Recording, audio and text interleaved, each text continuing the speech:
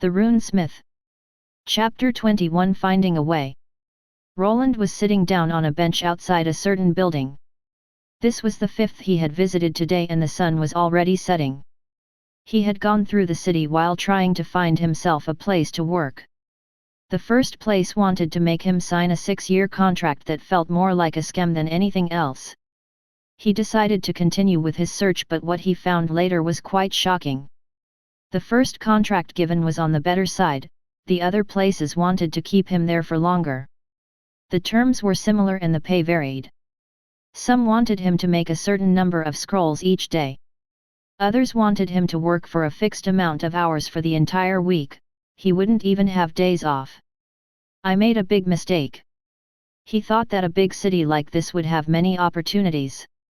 He was sure that he would find something sooner or later. The reality was different. The store owners were all in cahoots.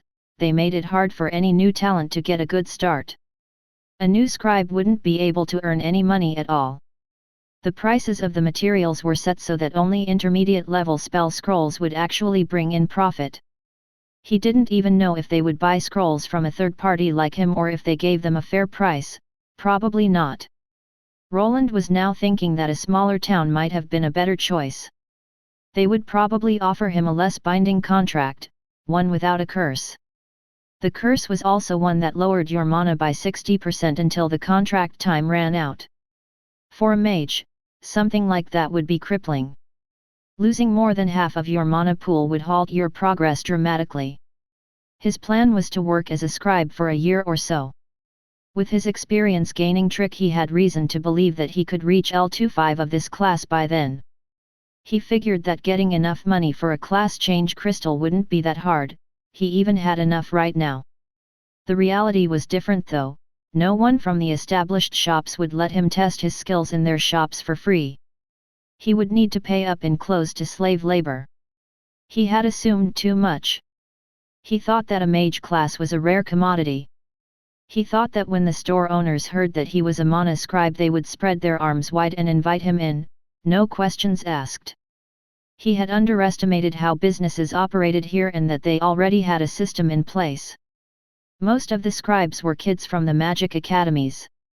These academies were able to get better contracts for their students that were only working to level up and gain new skills for their future. If you were a solo act, the contracts were much harsher as they didn't really care about you as a worker. Why would they if they got cheap labor from the magic academies instead?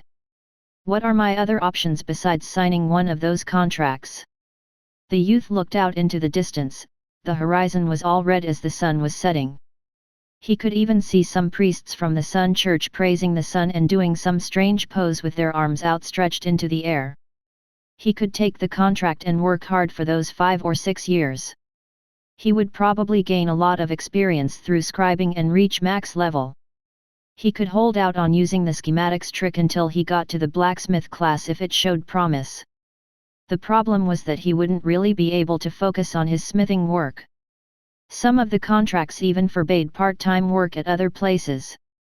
He also feared that the smithing workshops could have similar agreements. Another option was leaving this city and finding one without that many scribes. Maybe in a place where his class was rare, the shop owners would be more lenient. Still, he had no idea if they wouldn't just give him similar contracts or where a city like that existed. He also considered moving to a city with a dungeon and just doing scribe work on the side. That option would probably slow his leveling down as crafting classes gained less experience by slaying monsters. Is there a place I can sell my items in here? Roland had access to his debugging skill, so he could probably upgrade those runic spell scrolls to the highest rating. He thought back to the prices those went for and they overshadowed the regular spell scrolls. The problem was that no one was willing to buy them if they could get something cheaper in bulk that wasn't that much worse. How much better were the highest versions of those runic spells? Was the biggest question. If he managed to get that fire arrow spell to be a lot more powerful than the competition's, he might be able to somehow do it. The construction materials weren't that costly. Maybe if he bundled them 10 apiece he could manage to scrape by. There was another problem besides that. how would he explain that a boy of not even 11 was selling and producing runic spell scrolls at the highest rank? Would the people try to get his secrets? Would they get violent? He wasn't sure how the businessmen around here reacted to the unwanted competition. He didn't think he would affect their bottom line with some scrolls, so he mostly thought it would be safe in that regard. Was there a place that he could sell his stuff without attracting attention, while still earning enough to get by and while leveling up? He didn't think there was such a convenient place in the regular stores or shops. Should he try peddling it out in the market while hiding his face behind his robe hood? He remembered that there was one type of place that he could sell items like that. Such a place was an auction house. He could probably remain somewhat anonymous. The auction houses probably kept the seller's name secret. This was probably one of the better options out on the table. I should head back to the inn. I'll try to scribe some regular spells first, I'll think about it later. He had enough for today. He couldn't make up his mind and the sun had already gone down. He could still work for an hour or two on his scroll making, then at least this day wouldn't be a total waste. Roland hopped down from the bench he was sitting on.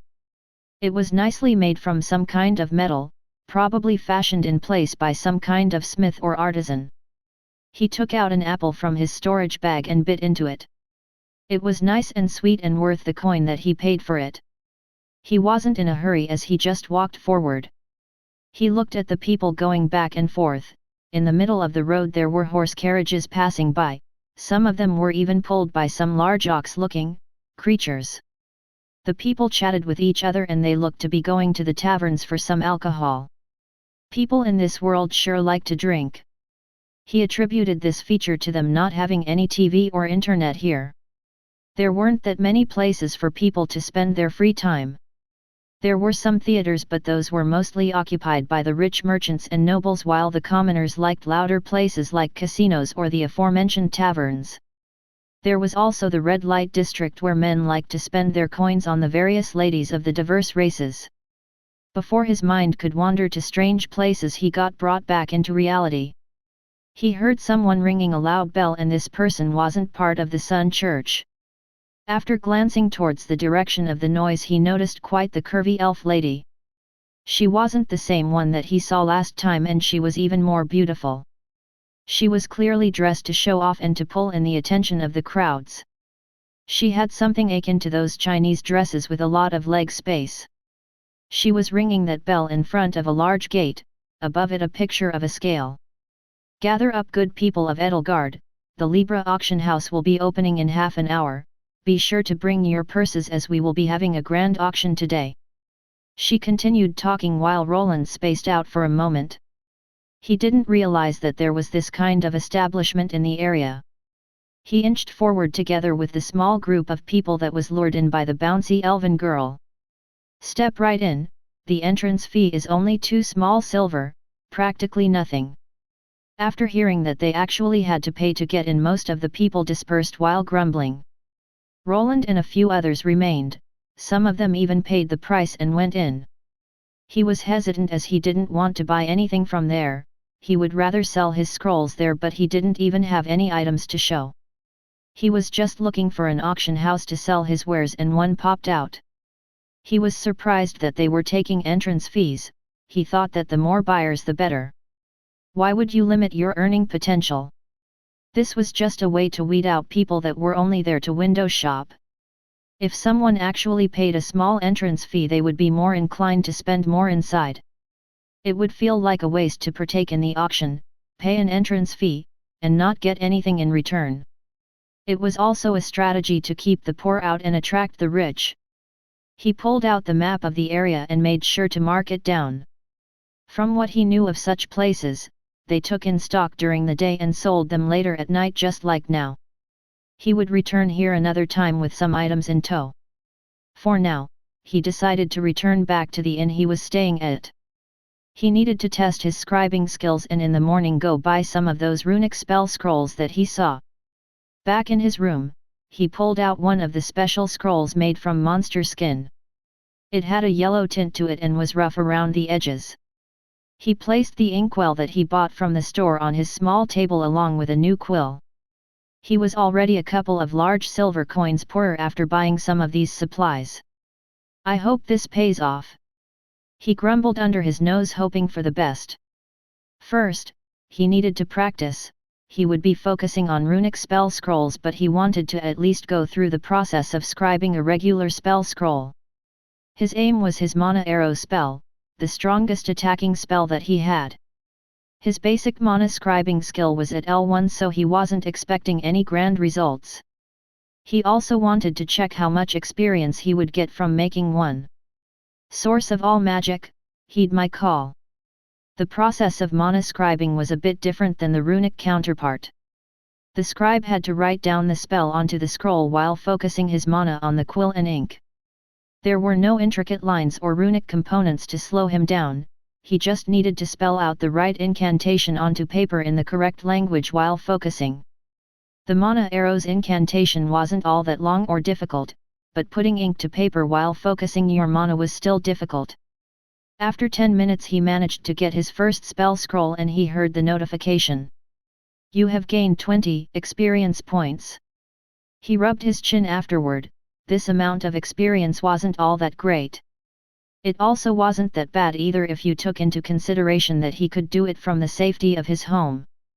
A warrior could probably hunt down monsters faster in a shorter span of time, but a scribe wasn't put into any danger while crafting. He could also do it continuously if he had the materials and mana.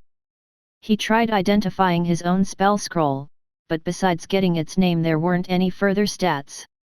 Maybe if he leveled up his scribing skill he would be able to examine the scrolls and get their rank and damage value. How much will I get from a simple runic spell? He was now curious. He needed to compare the two.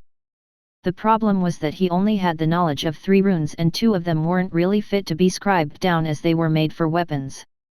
He decided on the fire orb rune as it was also a lot easier to scribe down. He went through the motions while remembering his class change quests. This was already the 3rd time he was drawing this rune, so he had some practice. His fingers grasped the quill and his hand moved slowly. The intricate runic symbols started to slowly appear on the yellow scroll as they connected into one complete runic spell. You have gained 50 experience points. It took him about 45 minutes to finish. This was already faster than before, but it still was a lot slower than with the regular scribing skill. He had gained more than double the experience but needed a lot more time to do it.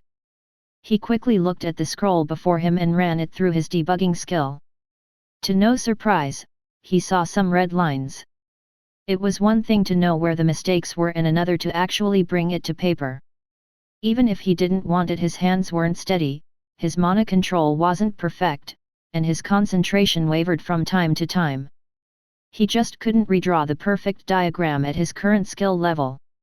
He would need to practice before he could actually sell any of these personally made goods. He came to a conclusion: making runic scrolls wasn't optimal for gaining experience points. He could probably make 5 regular spell scrolls and gain 100 XP, while making one runic version gave him 50 XP. This wasn't a problem for him though, as he could just make some schematics to even it out. What he wanted at this time was to earn more gold, and he felt like the runic spells were the way to go. There was also another discovery that he made. His debugging skill wasn't working on the regular spell scrolls. There were no lines, he just couldn't see anything. This meant that runic spells and regular spells were different in some way or operated on different laws. How and why they were different he could only speculate. Also, these runic spells didn't seem to mind that he didn't have any elemental affinities. The fire orb spell activated just fine even with his affinity for fire being at 0%. Which made sense, as the point of these scrolls was that anyone could activate them. It was a long way off, but he theorized that when he achieved the runesmith class, he could very well make himself equipment with various spell effects. The only problem with those was the high mana activating cost that skyrocketed their upkeep. Okay, I have decided. Roland nodded. He would practice making runic spells and increase his scribing skill for them. He would then scribe them down in a bundle of 10 for the auction. He was putting all of his eggs into one basket, but he believed that this was the best way if he didn't want to trap himself with that contract for 6 years. Thanks to his previous party members that had gifted him some golden coins, he would be okay even for half a year with no work. He would use this opportunity that they gave him well. With a new battle plan on his mind, he was reinvigorated. He just needed to power through this period and scribe like his life depended on it. Chapter 22 Auction. It was a normal day like any other at the Libra auction house.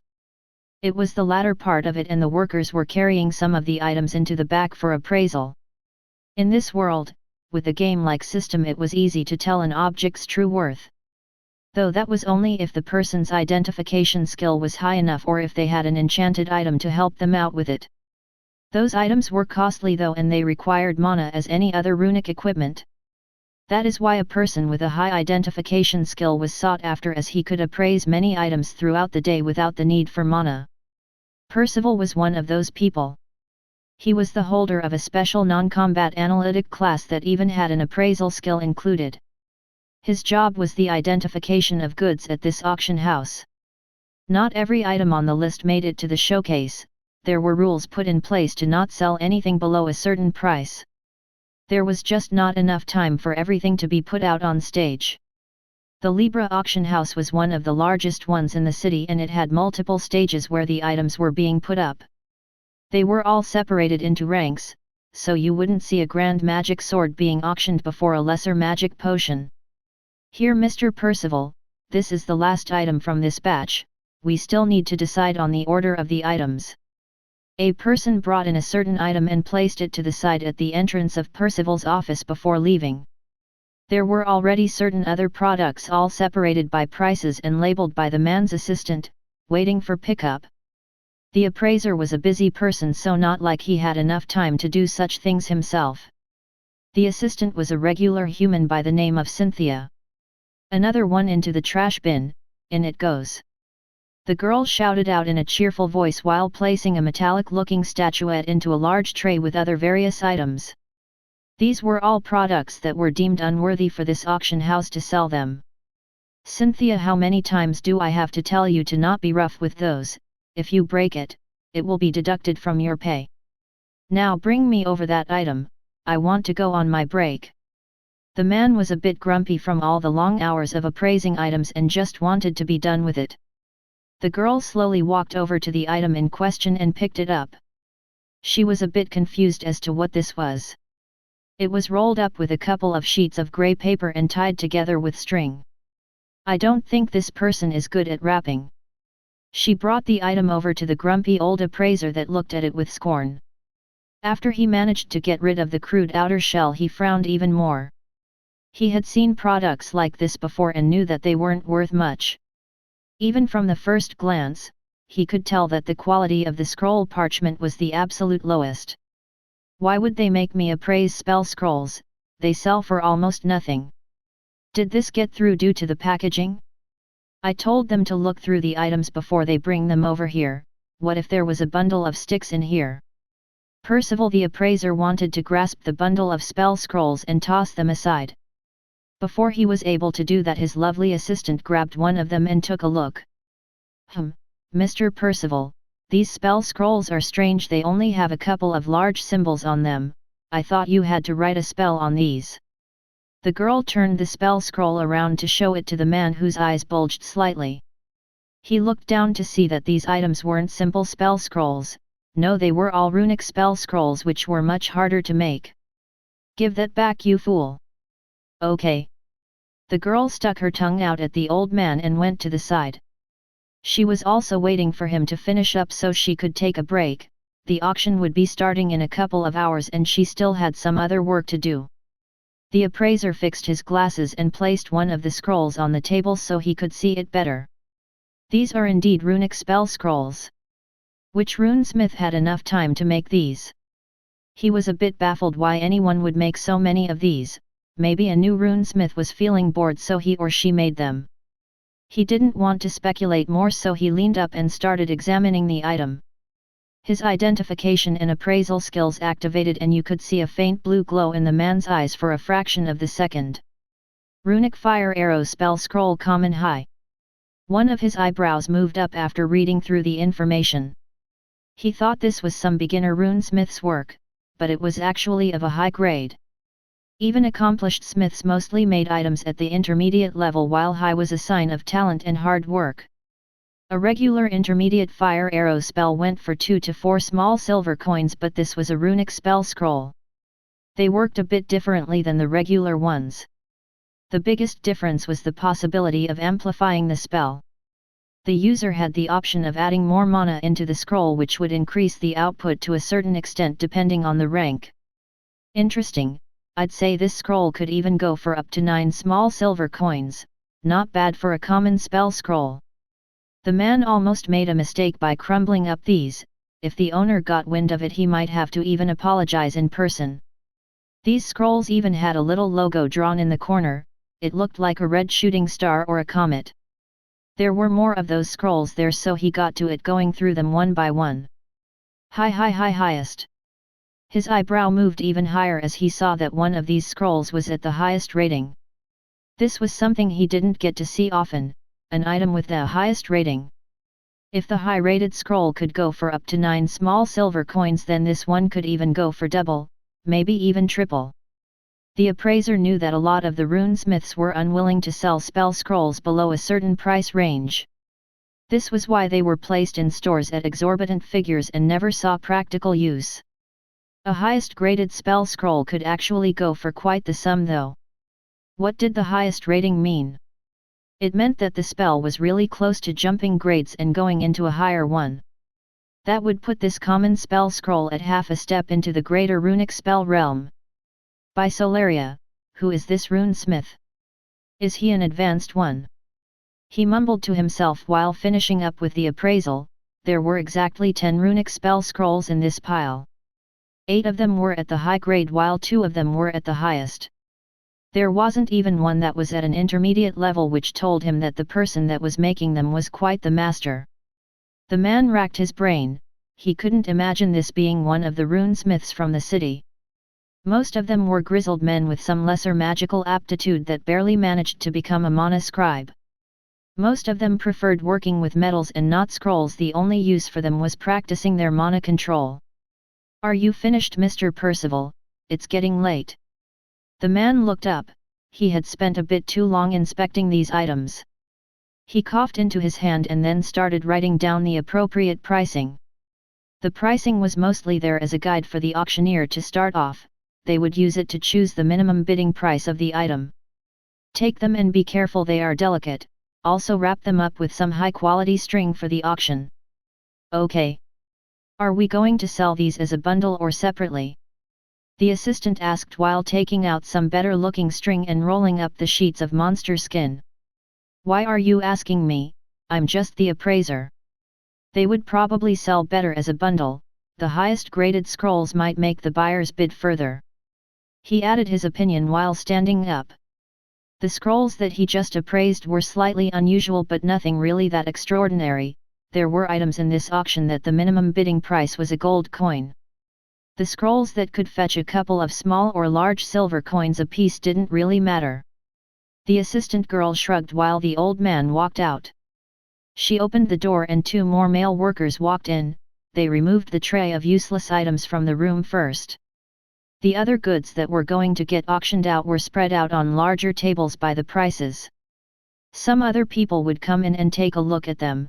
They needed to decide on the order of them appearing. This was something Cynthia was also partly responsible for. While this all was happening, Roland was standing outside the Libra auction house. He had handed over his workload that he had slaved on for months. He was wearing a robe and a face mask. His eyes looked bloodshot as if he didn't sleep for a couple of days. He was reaching a boiling point. He had burned through most of his cash on crafting materials and could fill a couple of books with his low and lesser crafted runic spells now. He was quite pedantic when it came to his work ethic, unwilling to go to the auction house without at least a full clip with high-grade runic spells. He had worked tirelessly till this point. He looked at his status screen that went up a couple of levels since the last time. The skill that went up the most was his basic rune scribing skill. It was at level 5. Also, his rune mastery leveled up slightly while his understanding of making the runic scrolls continued. It was at level 2. He had procured the runic fire arrow spell scroll from that shop. He still remembered the strange look the lady elf gave him after she brought it over. She even tried telling him that it wasn't worth it and that he should just get one of the regular spell scrolls instead. He brought it back home and created a perfect schematic. It even gave him double the experience compared to the lesser rune schematics he made. He was still filled with anticipation and vigor at that point. This soon turned to despair after he noticed that scribing a common runic spell was a lot harder than the lesser variant. He failed and failed, losing more money in the progress of going through his resources. He even had to go back and practice on the fire orb rune as it was more manageable. He needed to level his scribing skill up to even be able to create his first fire arrow spell at the lowest subgrade, and this was already a full month after he obtained this item for practice. The 10 small gold coins that his party members had graciously given him started not to seem like such a big sum.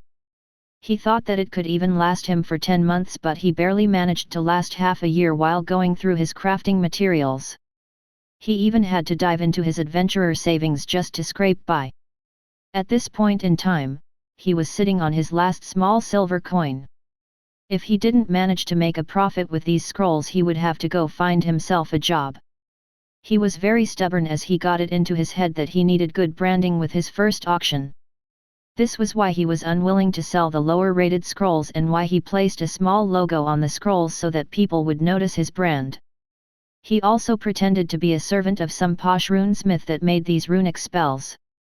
The disguise he was wearing was also part of his paranoia that had manifested itself slowly. It was partly due to the assassination attempt and because he was worried that his father would find him and force him to go back. He had gotten a special plaque with a number. With this he could return later to get his money. Apparently his goods made it through the appraiser as he saw some other sellers picking up their items that didn't make it through. I should go in and check. They told me that the sellers can sit in the back during the auction if they wanted. He was quite nervous as a student before a big exam, waiting for his turn to enter. He felt butterflies in his stomach, but he steeled his resolve and went in. He needed to see how the auction house operated and how people reacted to his wares. He showed his plaque to the guard and was allowed to enter without paying an entrance fee. On the inside, there were a couple of corridors leading to different auction stages. There was a separate one for the more valuable items, and you had to be someone of higher status to participate in those. The one his items were being auctioned off looked like a small theater stage. There were your usual seats in the front, but there were some in the balconies for the richer people that were willing to pay a bit more. He was slightly surprised that his items were being hosted here as he expected them to be in the other auction stage, for the lesser and common items. This one was the one used for common and grand ones. He could see people coming in and sitting in the front. The auction block where the auctioneer would be standing was still empty, but you could see the large curtain wiggling a bit, which indicated that there was something being done behind it. The bidders were getting paddles handed out to them with numbers. How things worked here was that the auctioneer would call the bids and the bidders would then move those numbered paddles up if they wanted to raise it. The highest bidder then would win. The auctioneer would sometimes extend the bidding if he noticed someone being unsure. If no one continued bidding, it would end after a count of 3. The rest of the exchange would happen in the back where the buyer would pay his coin to the auction house. The actual seller wouldn't really interact with the buyer in any way, they could even show up on another day to get their money. The auction house would bill him for the service. It was at 25% for now as he was a first-timer. If he started selling more, he could get a better deal and even go down to 10%. It's starting. He leaned back against the wall and looked at the stage that finally opened. To his surprise, instead of seeing some old no-nonsense man with a mustache, he saw a beautiful woman in a red dress. She was quite stacked in all the right places and was apparently the auctioneer. He figured that they were trying to appease the male carnal side with this lady. They were probably willing to spend more on the items with a beauty involved.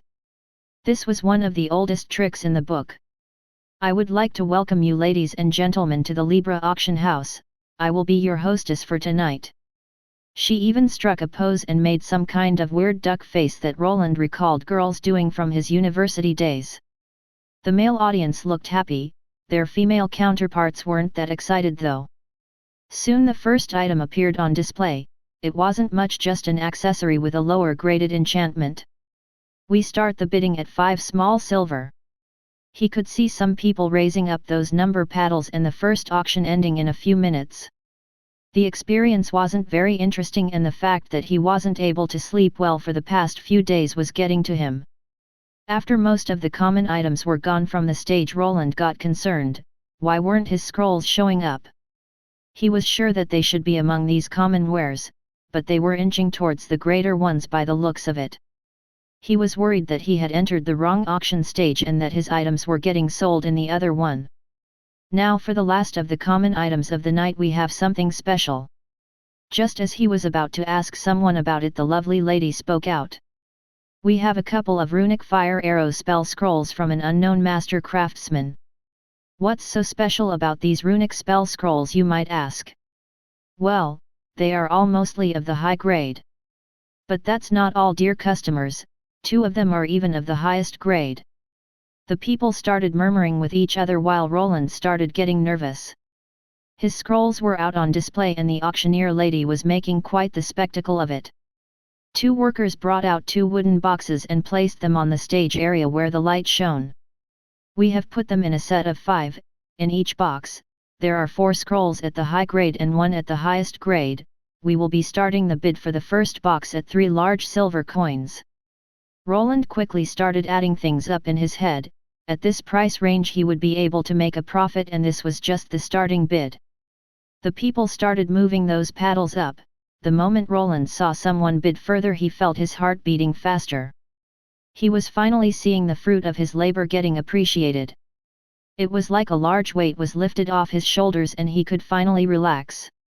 The first box went for 4 large silver and 5 small silver, and the second one went for 4 large and 7 small. On his first attempt, he had managed to earn close to 1 small gold coin. Even if he deducted the auction house's pay cut, he would be able to recuperate his losses. Chapter 23 Earning Coins. Roland waited all the way until the end. He saw some finely crafted magical weapons and accessories be carried onto the stage that were sold for many gold coins. He was slightly envious, but he was just glad that he managed to sell his handcrafted wares. When he finally managed to get to his desired class, he thought that he would be able to produce even greater weapons. He was still tired. His sleep resistance skills have even leveled up once in the half year he was stuck scribing in his tiny inn room. The people even started giving him strange looks as he only showed up for 1 meal before locking himself back in it. The auction went deep into the night and ended close to midnight. He stayed and waited. He wasn't willing to leave without getting his money. The auction house only let the sellers pick up their share after the auctions were over and not during them. There were times where the buyers changed their minds and refused to pay. They would be reported to the city guards then. The auction house was a sanctioned business and had ways of getting people to pay up. Roland made sure to keep his hood and mask on. The mask looked like one of those that ninjas wore. It only covered his mouth while leaving his eyes out in the open. The hood was covering the top of his head, so he didn't go for a full face mask and deemed it unnecessary. He gave out a sigh when he was finally allowed to pick up his loot. There was a special room for this. After entering, he saw a clerk working there. It was an older man and there were 2 guards standing beside him. There were also another 2 standing right beside the entrance. They were probably there to catch anyone that would think about grabbing more coins than they were entitled to. Seller number 64, you have earned a total of 9 large silver coins and 2 small silver coins. With a commission of 25%, you are left with 6 large silver coins and 9 small ones. The man did a fast recounting while Roland nodded. He lost 2 large silvers and 3 small ones due to the auction house's fee. He wasn't mad though, as he understood that it was worth it. He quickly took the money that was laid before him and neatly packed in a small satchel. He nodded without answering and then quickly left. Unbeknownst to him, some people in the auction house took note of him as they were curious who the new craftsman in the city was that was able to make the highest common grade spell scrolls. Roland ran all the way back to the inn with haste. There were still many people out and about in the city, drinking late into the night. He had grown a bit since half a year ago, and with the added bonuses of his running and sprinting skills, he was going fast. At the inn there weren't that many people around, everyone was mostly in bed as they needed to get things done in the morning. Back in his room, he collapsed on his straw mattress-filled bed. He couldn't really remember much past that as he woke up at 12 p.m. the next day, awoken to the church bells that sounded in the distance. He felt revitalized after the rest and ready to earn more cash. His plan was coming to fruition and he had made the first step. Now he had to strike while the iron was hot. He needed more materials and in due time better runic spells to practice on and then sell. Roland didn't know why, but it felt really good to manage on his own. He actually preferred working for himself even though he was putting in more hours than a regular worker would. With the influx of new assets, he bought more resources, more ink, and more monster scrolls for the spells. He had redrawn this fire arrow spell so many times that he was now a master of it. It would probably take him a while to master another comparable one, so he decided to focus on the fire arrow spell for now. He had spent countless hours redrawing it, affixing the magical pathways into the correct forms. He had even used up all of his sketching paper and pencils to practice while being low on mana. This fire arrow was certainly something designed for a runesmith class. It was very draining on his mana reserves.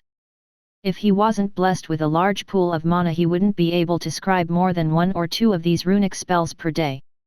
When a person was drained of their mana, they would start feeling dizzy and sleepy.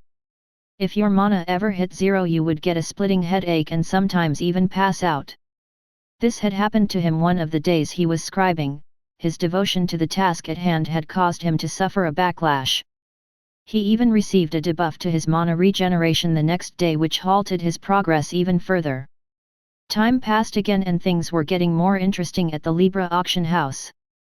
Mr. Percival the appraiser had a stack of brand new runic scrolls, all of them with the runic version of the fire arrow spell.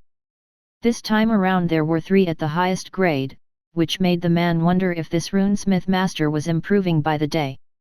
There were always high and highest graded runic scrolls there. Word around the city spread and the magic shops were slowly beginning to look into this new person that was slowly nudging himself into their territory. But just as Roland had speculated, they didn't feel threatened just yet. The number of products going around was just too small to affect these large stores that had other items to sell than spell scrolls. He didn't know if they would act in any way, but for now, he was left alone to his devices. The more of the highest runes were added, the better the prices got. Roland was slowly regaining his lost fortune. He deposited 10 scrolls each every week while earning close to 1 small gold coin. Soon he was able to get a better quill, better paper, and was now even thinking of going to a more expensive inn that was further into the city. Things were looking quite good indeed, so good that he could now start thinking about the future once again and get back to his research. Another 3 months had passed in a flash. Roland was sitting in his tiny room with a complete stack of scrolls. 6 of them were at the highest grade while 4 of them were at the high one. I've gotten good at this one spell, but I think I need to move on from it. Roland was slightly tired of redrawing the same sequence over and over again. He felt like a person at the assembly line doing the exact same task every day. He needed some variation in his life, and he knew just the thing to spice things up. He placed his created scrolls into his spatial bag and decided to get dressed. He left the inn and headed out of the city, doing it on foot. He was sure to leave early in the morning, giving himself more time till nightfall. This city was built into a large mountain, but that didn't mean that rocks were the only thing in the area. There actually was a large forest nearby where he was headed. Within 2 hours he was at his destination. There should be some around here. There is one. Roland came to a stop and placed himself behind a tree. His stealth had leveled up from basic to the regular, but if he ever wanted to get it up to advanced he would need a rogue class. He squatted down and reached into his storage bag. From it he pulled out a crude-looking book. The pages of this book were tied together by thin string and pushed through small holes at the edges. It was barely holding together from how bad it looked. On the other side was quite the familiar creature that Roland was inching closer towards. GG. It was a goblin, but instead of being green, it was a lot paler. This was a variant that was called a mountain goblin. These creatures roamed the forest around the city, but they didn't venture towards it. They sometimes attacked carriages that went between cities, but that was a rare occurrence. The goblin didn't have much of a chance to react as a glowing red arrow shot right through its brain, melting it in the process. The person that produced this magical spell was Roland. He had his hand placed on the topmost page of his crude grimoire. He had made it from the lower and low-graded spell scrolls that he didn't want to sell. He had figured out one thing about his basic rune mastery skill. He could level it up by using either runic scrolls that he made or weapons that had runes engraved into them. These goblins didn't offer much in experience, but they were good enough for him to train his skills on them. The idea of using his stash of scrolls like a magic book just dawned on him once. The page that he used to activate his spell crumbled into dust soon after activation. This was the biggest weakness of this type of weapon. It had limited uses, but he could rapid fire with it without having to do any pesky incantations. Maybe if he faced that tier 2 fencer in battle again, he could actually do something about it by spamming these fire arrows his way. Even a tier 2 class would have a hard time evading so many tier 2 spells like the fire arrow spell. Roland took a glance at his stats and some of his skills that he was grinding. His most important ones were the ones concerning runes. He wasn't really using his mage class ones that much anymore. He even found these spell scrolls to be much more powerful than his regular spells. Name: Roland Arden, L35. Classes: T1 Mage, L25 Secondary. T1 Runic Mana Scribe, L10 Main. HP: 374/374. MP: 1701/1751. SP: 448/448. Strength: 26. Agility: 30. Dexterity: 52. Vitality: 29. Endurance: 28. Intelligence: 90. Willpower: 67. Charisma: 13. Luck: 6. Basic Mana Scribing, L2. Skill: allows scribing of basic spells to paper. Basic Rune Scribing, L5. Skill: allows scribing of runes to paper. Basic Rune Mastery, L3. Passive skill: increases comprehension of runes and lowers MP requirement for using them by a small margin. He focused on grinding the rune scribing skill, which meant that his regular mana scribing fell behind. He didn't care for that though, as the runes were the way to go for him. His rune mastery skill was also going up now, as he was finally using it as intended, for battle. Besides his int dex and willpower, the rest of his stats weren't really going up. He even attributed the points he got to him getting older. He noticed that the common runes started being manageable after he achieved the 4th level of his scribing skill. Before he got it, he could barely create the lowest graded one. The higher the level of this skill, the less mana he burned through while crafting. Thankfully he had a lot to spare even before that. Basic Mana Shaping, L6. Skill: lets the mage shape mana into spells, gives bonuses to intelligence and willpower. The higher the skill, the better the user is at forming spells. Basic Mana Regulation, L7. Skill: helps regulate the mana in the user's body. Increases mana regeneration by helping absorb ambient mana from the environment. The 2 skills he received from getting his mage class were also leveling up. He was constantly using his mana to shape the magic ink into the desired runic symbols. Luckily this was enough for his mana shaping skill to level up, along with the regulation skill that hastened his regeneration. He was able to regenerate all of his mana in a couple of hours. If he stayed really still and rested, it was even faster.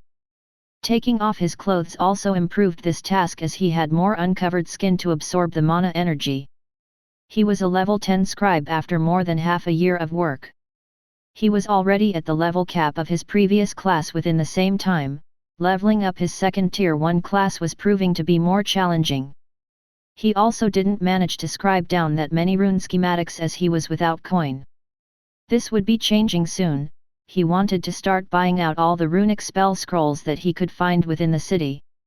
They were much cheaper than runic weapons, so he would focus on them first. He checked the time. He had a couple of hours for training, so he decided to go into the forest while using his old tactics. There were fewer trees for him to hide, and they were mostly of the spiky variety. He still could use them for cover while remaining still and using his stealth. He also didn't need to use those pesky incantations anymore. Using these spell scrolls in this makeshift spellbook was a lot faster. He was already dreaming about making a magical runic staff for himself. If he continued to gain levels with his rune mastery skill while gaining more mana, using runic weapons could be feasible in the foreseeable future. While daydreaming about runic weapons, he went deeper into the forest. It was the middle of the day, so he had plenty of time to let loose. The fire arrows rained down on the unsuspecting goblins that didn't have any time to react. He ended each encounter with a headshot, and he wouldn't be surprised if he got some title for it if he continued. He noticed that he wasn't getting that much experience points for these monsters, and he attributed this to him being a crafting class. He was doing this to level up his runic mastery that would give him some XP anyway, so it was a fine exchange. His hunt was brought to a halt after he heard a high-pitched sound. It was a familiar screech of a goblin. It was near his location, but still far enough away for him not to worry. These mountain goblin variants were a lot stronger than the green ones you'd find in the kingdom's warmer areas. They were slightly taller and their hides were tougher, and it was over if they managed to surround you. It was considered a bad idea to fight them unless you were at least in your second tier 1 class and in the latter parts of it. He wondered why the goblins were calling over their buddies. This was clearly a call for help, and soon a swarm of these little buggers would rush into the area. The smart thing would be to back away for now, but he was close to where the shout originated. Luck was on his side, as there was a small cliff in that direction. If the goblins decided to run towards him, they would need to climb up a steep ledge, which would give him enough time to escape or even fire some magical spells at the climbing monsters. He remained at the ledge for the time being while trying to look to where the noises were coming from. He spotted someone coming his way, and it wasn't a goblin. This was someone he recognized from the inn he was staying at. It was a small girl even shorter than him. This was the gnome girl that he bumped into the first day he came to town. She looked scared and was running away. Behind her, 5 mountain goblins with some crude-looking clubs and short swords were chasing after her. She had a dagger in her hand which looked used, as it was drenched in goblin blood. What the girl was doing in the woods was a mystery. She clearly wasn't strong enough to fight off these mountain goblins alone, which made things even more strange. She was coming his way, but below him was a ledge of about 20 meters. She would need to climb up all the way here to get to safety, and he didn't think the goblins would let her. He could already imagine the girl going up while getting pelted with rocks, sticks, and maybe even the short swords. He gave out a sigh while looking at his grimoire of fire arrow spells. He had enough to spare. He also had the high ground advantage. It would probably be easy to take care of these monsters, and he did come here to use up these failed products. I guess it's time to save a fair maiden in need. Wonder if I can get some kind of white knight title for this. He thought to himself while taking aim, his hand on the makeshift spellbook. Chapter 24 Little Goblin Slayer to the Rescue. Halsey had come to these woods to level up. She was someone you called a late bloomer. The gnome girl was already past 16 years in her life, but she had just recently achieved her ascension class. The girl looked similar to a gnome, but she wasn't of pure descent. Her height was above what a normal gnome reached at 140 centimeters. Her figure was also quite voluptuous in regard to other gnome girls, but she mostly hid it well under baggy clothes or armor like today. She had fine features compared to others of her kind that mostly had rounder heads with larger eyes. Her hair was long and orange, and she had put it in a ponytail so that it wouldn't get in the way of her first hunt. She was an orphan. The whereabouts of her family were unknown, as she was abandoned at a young age. She was left at one of the orphanages run by the Church of Solaria and spent most of her life there. She would do chores there, slowly learning how to cook, clean and various other tasks. Even though the church was the ones producing the class change crystals, they wouldn't just give it to the orphans. The child had to decide if they wanted to live as an acolyte or abandon the church life by the age of 14. She had chosen to leave, getting a job at a few places throughout Edelgard and finally ending up at the inn where she was now employed. She had worked for 2 years saving up for herself and finally managed to get herself one of those elusive stones. She went through her ascension. The class that she was rewarded was a scout that boasted high agility and detection skills. This might have not been her chosen profession, but she was happy nevertheless. There was a slight problem though. The city she lived in had no nearby dungeon with easy monsters to practice on. She was able to register at the Adventurers Guild, but there was not much work for Tier 1 scouts that were still at the first level and had no battle experience. The notice board for Bronze Adventurers was filled with tasks similar to her current job. This was something she was trying to abandon as she was fed up with that sort of lifestyle. She was someone that was stubborn. She didn't want to ask for help from other adventurers. She also couldn't trust them, mostly the male adventurers that could try to take advantage of her. She finally decided to go into the nearby forest. The walk there took her 2 hours. She had spent the rest of her savings on a dagger and on cheap leather armor. This armor consisted of a chest piece and some wrist guards. The rest of her attire was simple cloth. She had never hunted a monster before in her life, but from what she heard, the goblins were quite easy to slay. To her knowledge, they weren't stronger than 10-year-old human children, which was giving her quite the confidence boost. Halsey wandered into the forest with the dagger in hand, going deeper and deeper without looking back. She was dead set on leveling up and starting her new life as an adventurer. The wind howled and the trees started rustling about, which caused her to be vigilant. Her class was a scout that gave her better vision than others. This class was also adept at hiding their presence while feeling out the area. Soon enough she spotted her first target. It was a pale-looking goblin with a large wooden club in its hand. She was a gnome hybrid, so her size was slightly larger than this small monster. This placed her at an advantage as she had the height advantage. After observing the monster for a moment, she noticed that it was quite lean and muscular. This didn't halt her advance. She was dead set on hunting this goblin. She gripped her dagger and started sneaking forward. She knew that the element of surprise was paramount. If she managed to land a backstab, she could probably deliver a killing blow. She moved forward while the monster was looking down at something.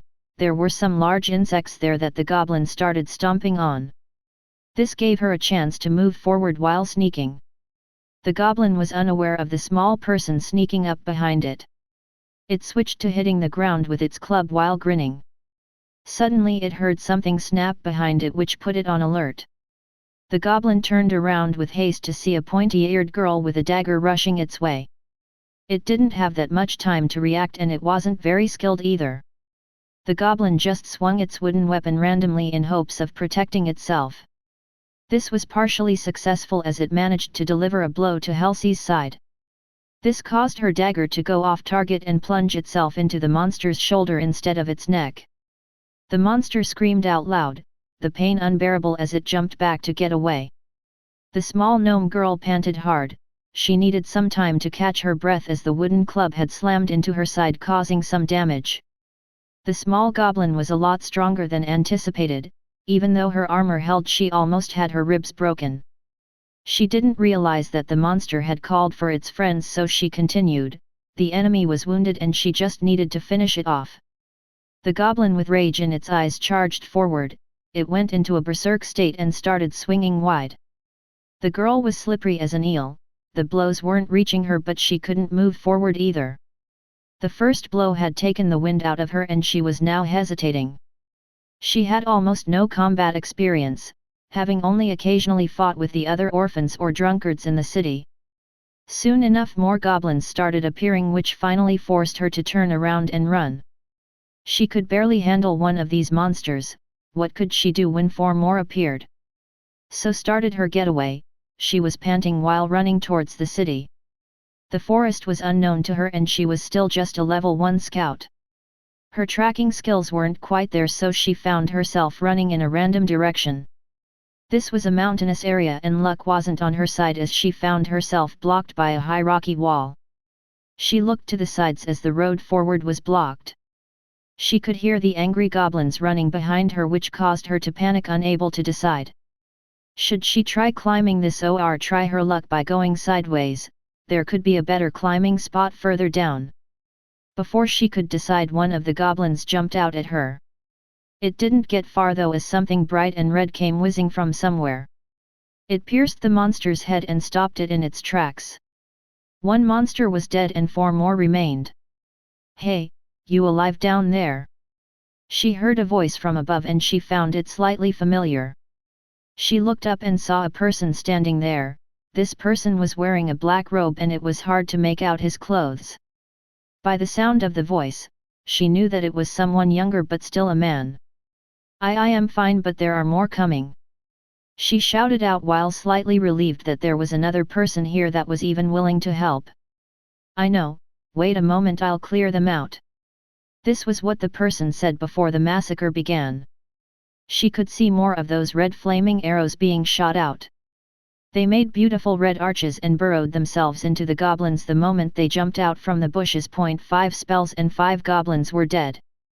She looked at the charred corpses that were missing their heads. The smell was something that she wouldn't forget for quite some time. She spaced out for a moment before that person's voice brought her back to reality. "Why are you standing there? You need to leave, more goblins will be coming soon." "Oh, you should probably get the mana stone from that goblin there, the second one on the left before that, it's to the right of its heart," the person shouted while dropping down some rope. Halsey looked at the goblin in question and decided to follow the advice. To her surprise, a small mana stone was there. If she could sell it, she could probably earn a few small silvers. She didn't remain there for much longer. The girl was already scared as it was. She started climbing to get to safety. The ledge wasn't that steep, so she managed to do it in a couple of minutes. On top, she collapsed onto her knees while panting. Strength left her body due to having to run in a panic this far. "You okay there?" "Halsey, right?" She turned her head to the person that rescued her. This was apparently someone that knew her, but she was unsure from where. What she saw was a young human male about 160 centimeters in height pulling the rope up and placing it into a bag of holding. The wind moved his hood around and she could finally make out his face. This was indeed someone that she knew, someone that lived at the inn that she worked at. Most people thought he was a weirdo. He always stayed locked in his room and would only leave to eat and rarely went outside. The innkeeper told her to not bother him as he could be some kind of a cult member. He was always seen in a black robe covering his face and never talked to anyone or made any friends. He fired off some spells, so he might have a magic class. A ritualist or a warlock was a person that made a pact with a demon or monster of some sort, so she was slightly concerned. Yes, I'm fine." She stood up, her dagger was strapped to her side. She backed off a little bit as she was unsure about this person's motives. You didn't see many people helping others for no reason. This person was also someone she didn't know that well. This made her reserved. Keeping a distance was probably the correct thing to do now. "See, there are already some new ones coming." The human in the robe pointed into the distance from where she came. More goblins started to appear, probably there to avenge their slain friends that were butchered. "We should leave. If an evolved variant appears, it won't be this easy," the youth said while turning his back to her. She was still a bit on the fence about following this unknown person. He was still someone from the city though, and the rumors were probably exaggerated. Behind her she could hear the maddened shouts of the monsters that had found their murdered friends. It was time to get out of there.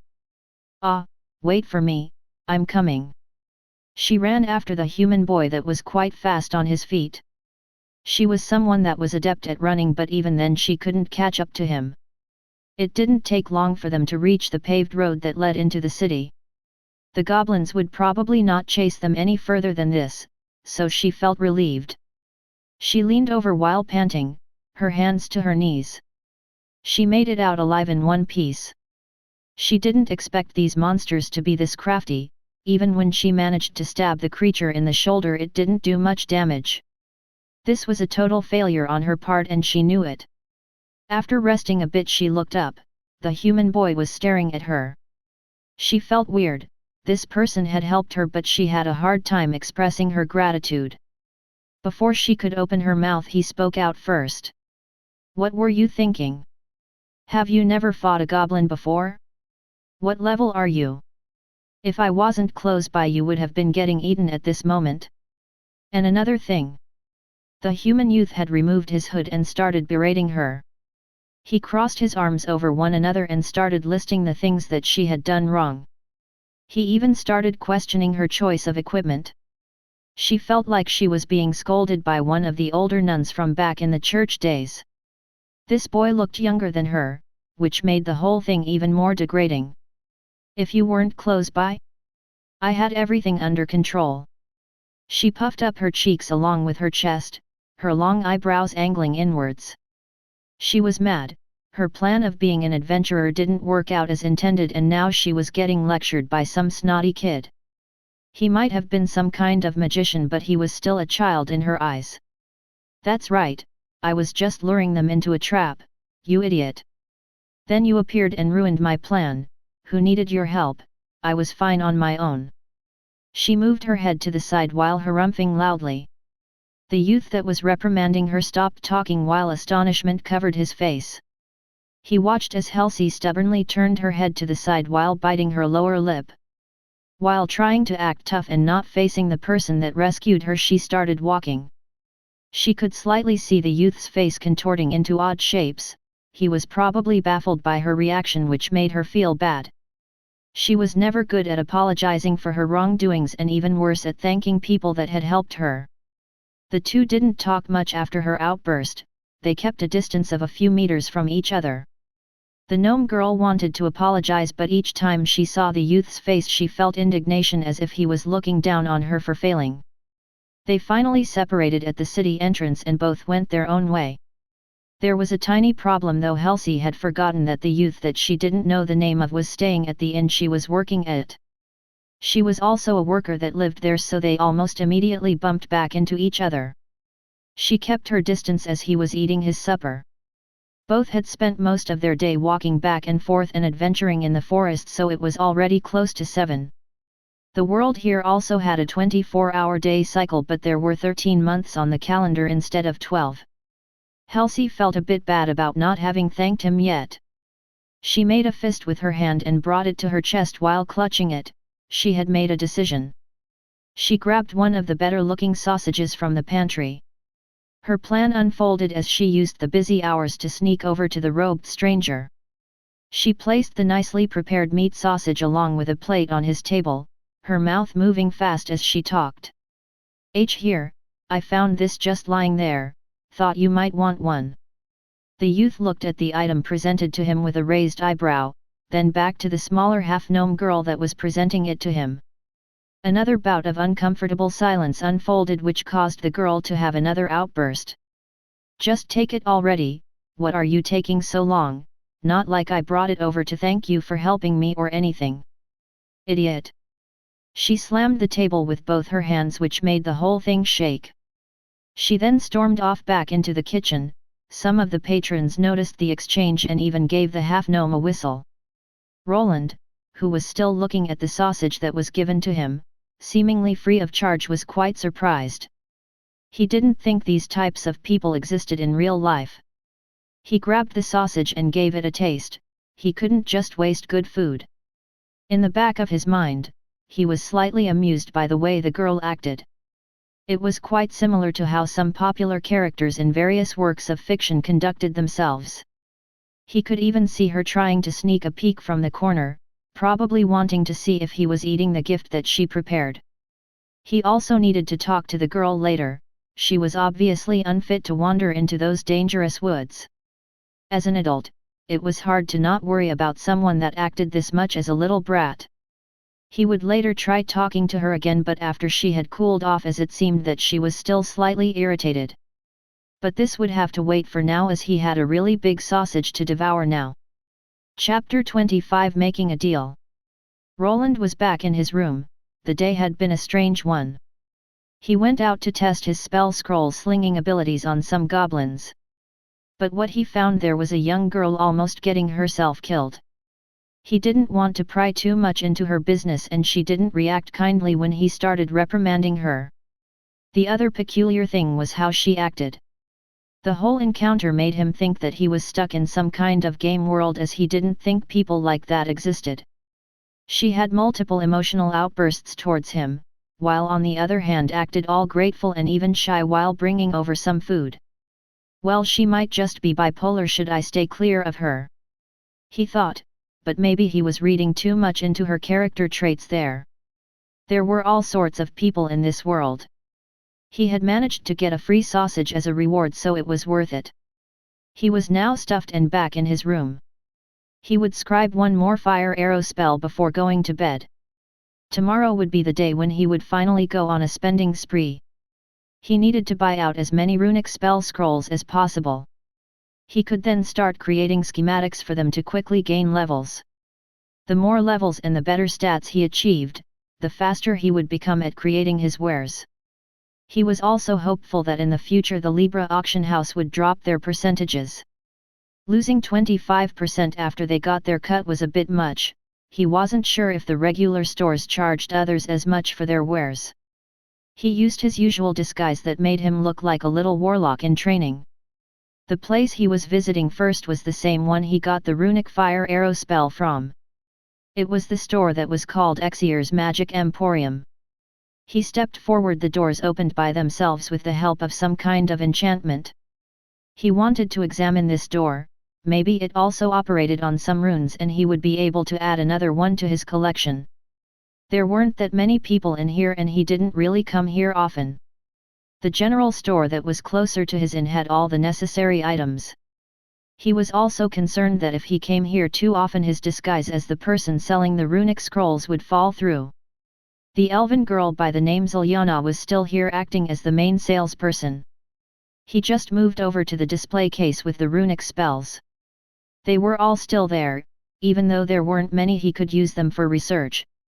They looked dusty as before, and even though he was able to make some profit on them, the other crafters didn't seem to be able to.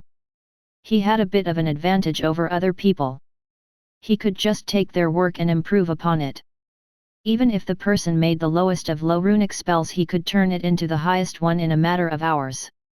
The common grade runic spells were a bit harder to correct.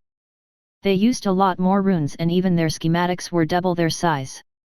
This was also why he needed more time to scribe them down and why it took him half a year to get the crafting process down to near perfection. This was also just for one rune. If he tried completing a totally new one it could take him just as long. He looked to the elf lady, motioning her over as he wanted to buy a couple of these scrolls. She smiled at him and went over. He wasn't sure if she was doing it on purpose, but her hips were swinging side to side in an alluring way. The high heels she was wearing were making clicking sounds against the wooden floor panels when she moved forward. "What will it be, dear customer? I see that you have decided. I'd like to buy this runic orb of light spell scroll and this runic aqua ball spell scroll, also this frost bolt one." He started listing them off.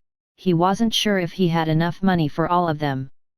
They would be great for his future research as he was itching to start fiddling with the runic components. He had already listed down all the parts into his notes and now he just needed some time to experiment. "You want to buy the runic spell scrolls? Wait a moment, I'll be right back." The elf replied and walked away. This was an unexpected reaction. He started wondering if there was something wrong. Normally they would just hand over the goods, take the coins and it would be over. Maybe she had more scrolls in the back and she didn't want to move these dusty ones? He remained in the store and waited. He even saw the elf go up the stairs, the same ones that he had used before. "Are the scrolls stored up there?" He wasn't sure what this was about, but he just waited. He needed these spell scrolls as without them he wouldn't be able to progress. He needed more samples to work with. The number of rune schematics he possessed wasn't that high and only one was good for earning money. After about 5 minutes the elf finally descended from the stairs and started walking back towards him. She wasn't carrying any scrolls with her, so Roland's first assumption was wrong. "Excuse me, I've made you wait." "It's fine, can I get these scrolls then?" he asked, as he didn't want to waste any more time here. He still wanted to see if he could get some better materials for his work. "I have to apologize, but that won't be possible." "Excuse me?" He was baffled by the answer. Was there something wrong with him buying these? Did someone figure out his scheme and that he could make schematics of already completed runic symbols?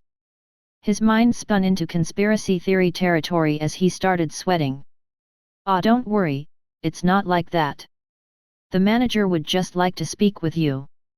"The manager?" The image of a gnome working with some large pictures popped into his head. "Yes, he wishes to discuss some business opportunities. I'm sure he will allow the purchase of these scrolls after that." "Business opportunities?" The elf girl just smiled without explaining herself. Roland tried deducting the answer in his mind, and the only thing coming to mind was that he was found out. They didn't want to sell him the runic spells and they wanted to talk business. If this wasn't about him going to the auction house, then he would eat a shoe. He had two options: leaving and trying another shop. This wasn't the only one with these unused runic spells. The other one was to head up and see what this person wanted from him. If he just left, then he would be left uninformed about this manager's motives. Roland had decided to go and see him. He didn't think that he was in any danger, as this man wasn't a warrior but an alchemist. He was also a store owner, so he probably did just want to throw a business proposition his way. He could always decline and move on with his life. Leaving the city if things got complicated was also an option. "Okay, lead the way." He nodded while the golden-haired elf smiled. He was soon before the same door as half a year ago. Not much had changed there. The person inside still looked the same. The alchemist equipment might have increased with a few pitchers and beakers here and there though. The door closed behind him after the elf woman had left. He was now left alone with the store's manager. If he was also the owner of it was unknown to him. He remained standing and looked around. Besides the alchemist utensils, there was also a furnace to the side. He wondered why something like that was here, right next to a bunch of chemicals and flammable books that were standing on a nearby bookshelf. Then he remembered that this world probably didn't have anyone to check the safety measures of stores. "Runic fire arrows, Hey!" He could hear the gnome finally speak up. He had a higher-pitched voice than a human and was a lot shorter. Roland compared the man's height to the other gnomes he had seen around the city, and he was a bit on the taller side, close to 120 centimeters. "What about runic fire arrows?" he replied, playing dumb as he didn't know if he had been really found out or just being tested. The older man stopped doing what he was and finally stepped out from behind the alchemist setup he was working on. He had a grumpy expression on his face. Roland could finally get a good look at him. The man had a full beard that was grey and was wearing some kind of turban on top of his head. His ears were pointy and long, not as long as an elf's though. He had quite a large nose with a large wart on the left nostril. His clothes consisted of a baggy robe that was tied to him with a brown leather belt. "Kid, don't insult my intelligence. Did you really think no one would notice your antics? I've got to give it to you. You have a lot of talent if you can produce spells of that quality and all at such a young age." He moved forward while talking, heading over to another desk that was in the corner. It had a large chair behind it, probably so that he could see over it as it looked to be human-sized. He sat himself down and then took out a wooden pipe. Smoke soon flowed out from his nostrils. Roland was a bit worried that he was exposed. He had disguised himself and even said that he was working for someone else when he was selling his wares. Maybe if he played dumb he could still evade suspicion. "I was just hired to deliver the scrolls there." The gnome just raised his eyebrow as if he was looking at an idiot. He scuffed some while blowing out some smoke Roland's way. "You sure are persistent with your little story. If you wanted to hide you shouldn't have stuck out like a vampire in the Sunday. Listen here, your secret is out. I could give a molarot's ass about the reason you were using that stupid disguise. I am here to talk about money. Roland just remained in place and continued to listen. At this point, he already figured that there was no way of talking himself out of this. This gnome person probably had informants at the auction house that tipped him of. He could have even been followed by someone that was good at hiding. He as a mage class was not really good at detecting trouble, so people could easily sneak upon him. You've got talent, kid, but even more important than that is that class and work ethic. That class. The gnome smiled at him while removing the pipe from his mouth as he explained further. You are still green, kid. Do you think you can hide your special class from anyone without an enchantment to block out the identification skill? The gnome's eyes shone blue for a split second as he looked at Roland. Level 10 already? Not bad, you have a bright future ahead of you if you continue working hard. Roland took a step back while digesting this information. This person had a high identification skill and he could read him as an open book. His runic monoscribe class had been revealed to him and he couldn't even do anything about it. You saw my class back then? That's right, I have a very good memory, you know us intelligence types. Then someone started selling runic spell scrolls. Now why would any respectable runesmith sell crummy spell scrolls? Maybe it was a runic monoscribe instead, The way this man had figured him out was revealed. It was all mostly thanks to one skill. All of the work that went into his disguise had been for nothing as he was exposed right from the beginning. What the old man wanted from him was still up to debate. That's just. He slumped a bit forward in defeat. His thought he had it all figured out, but apparently he was just deluding himself. Now, I'm not here to blackmail you or anything, so just relax and take a seat, we have a lot to talk about. Roland just sat down in defeat, there was no reason to deny it anymore. What do you want? Not much, I want you to work with me.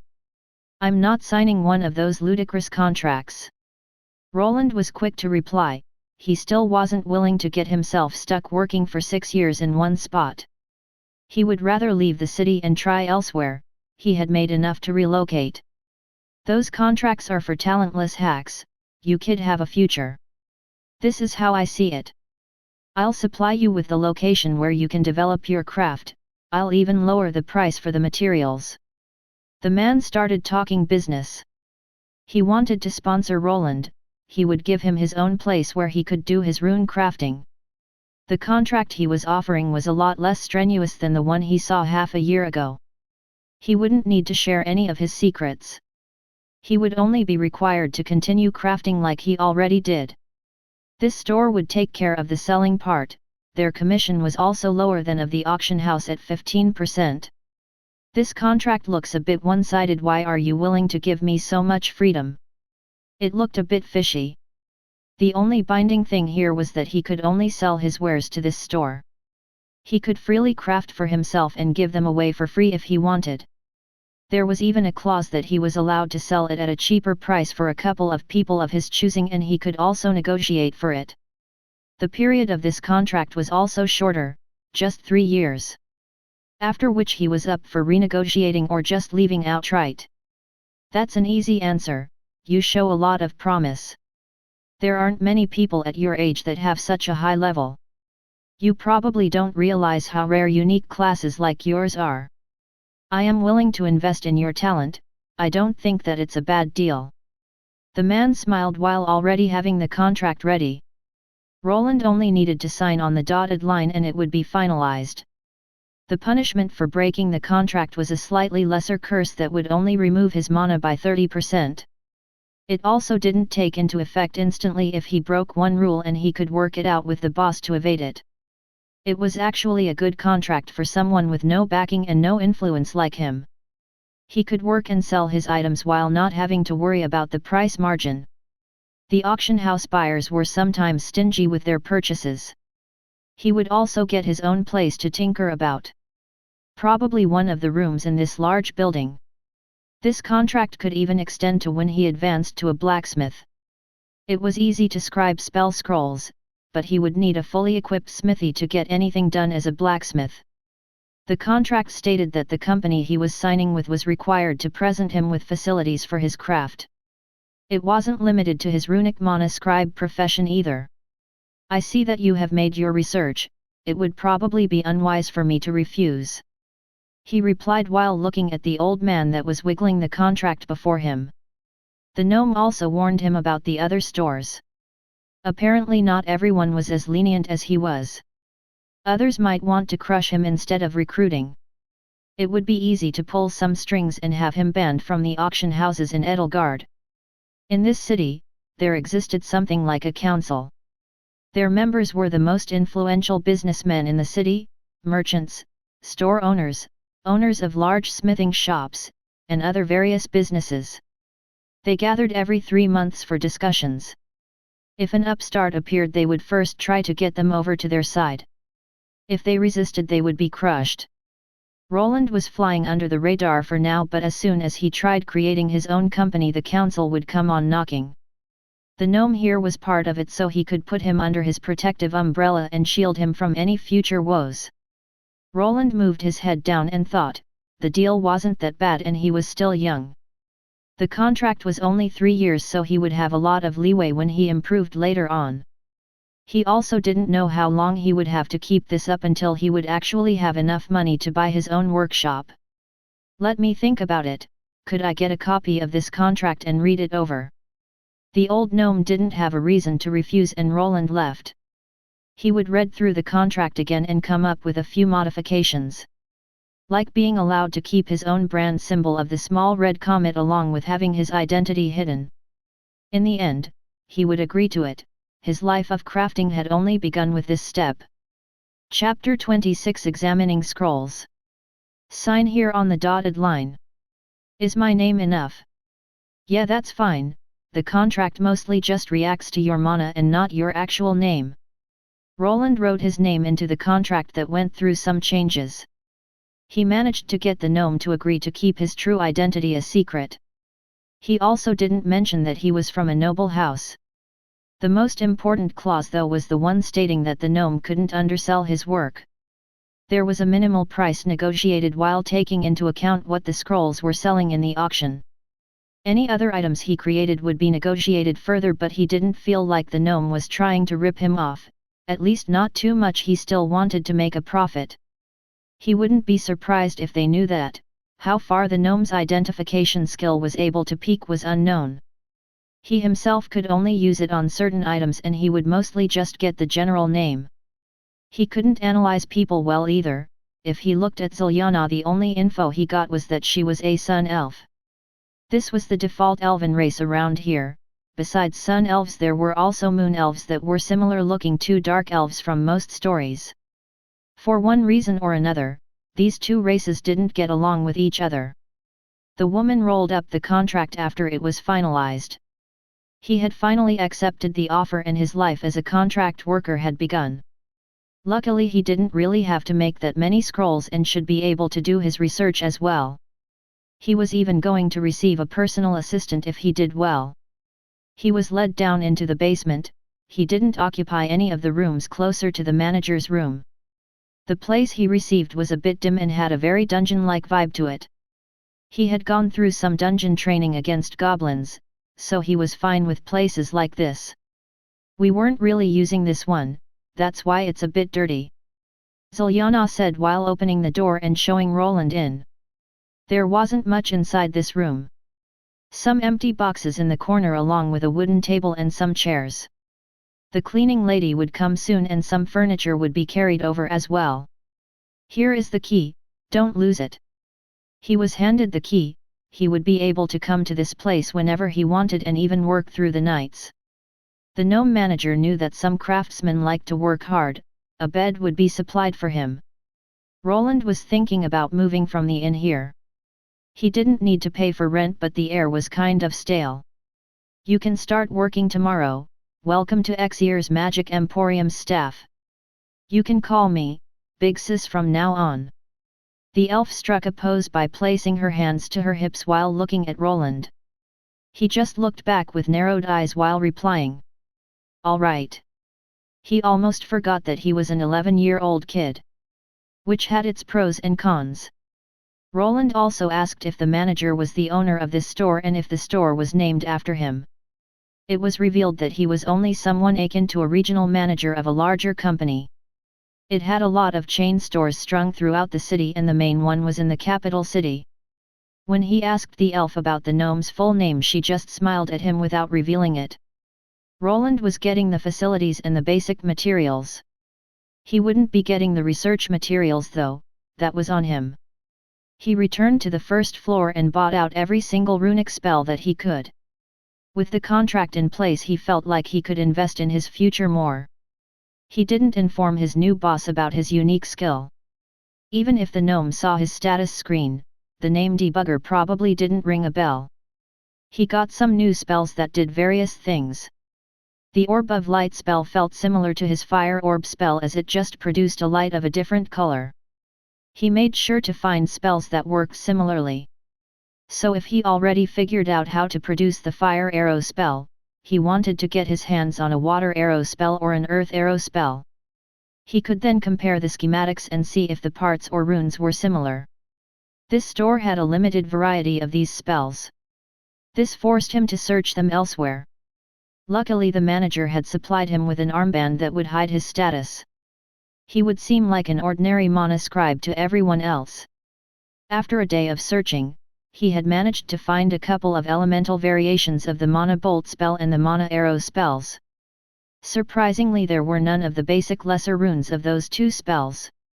Probably the runesmiths creating these deemed those two spells below them. He returned to the inn after a full day of running around town. The energetic half-gnome girl was running around the inn again. He was glad that she was still alive. He was slightly worried that she might have wandered into the woods again. He hoped that she had learned her lesson, but he didn't really have the time to be her nanny. She had to make her own decisions. The next day Roland returned to the store. His office was now filled with some boxes that had blank scrolls in them. There were a couple of higher quality inkwells that were supplied and some sketching paper as well. He brought some of his own crafting utensils from the inn as he was already used to the quill he was using. He closed the door behind him and walked around the place before taking a seat at his new desk. Well, time to get to work. This was still his job, so he decided to perform his main task of scribing by recreating his staple runic Fire Arrow spell. He was able to scribe it down within an hour and had enough mana left to make another one. The contract stated that he was to make a minimum of 10 common grade spell scrolls a week. He was of course allowed to make more of them and would get a bonus accordingly. Roland wasn't only interested in the money though, he wanted to progress. Increase his levels and also to find out how these runes operated. The problem was that to progress he needed money and lots of it. He managed to get a temporary sponsor, but it was on him if he proved himself as a sound investment. He brought out a scroll that he had bought. It had the runic Frost Arrow spell on it. He also had a runic Gale Arrow scroll. He took out a pencil and some paper and activated his debugging skill. He received 2000 XP for each schematic. He had also tried making schematics of lower grades to see if he could stack more experience. He made an intermediate one of a common rune for 1000 XP. When he went for the perfected one, he was rewarded with another 1000. The trick didn't work. There was some kind of cap on gaining experience from making schematics. He had spent his first working days scribing the minimal number of runic scrolls while using the rest of his time on creating schematics of the various runic spells that he got from the other stores. They were mostly of the common grade, which caused him to level up faster. He wanted to stick all of the made schematics to a wooden notice board so that he could look at them while doing his research. He abandoned this notion as he didn't want to leave a board with multiple highest graded rune schematics out in the open. This would give away his secrets right from the get-go.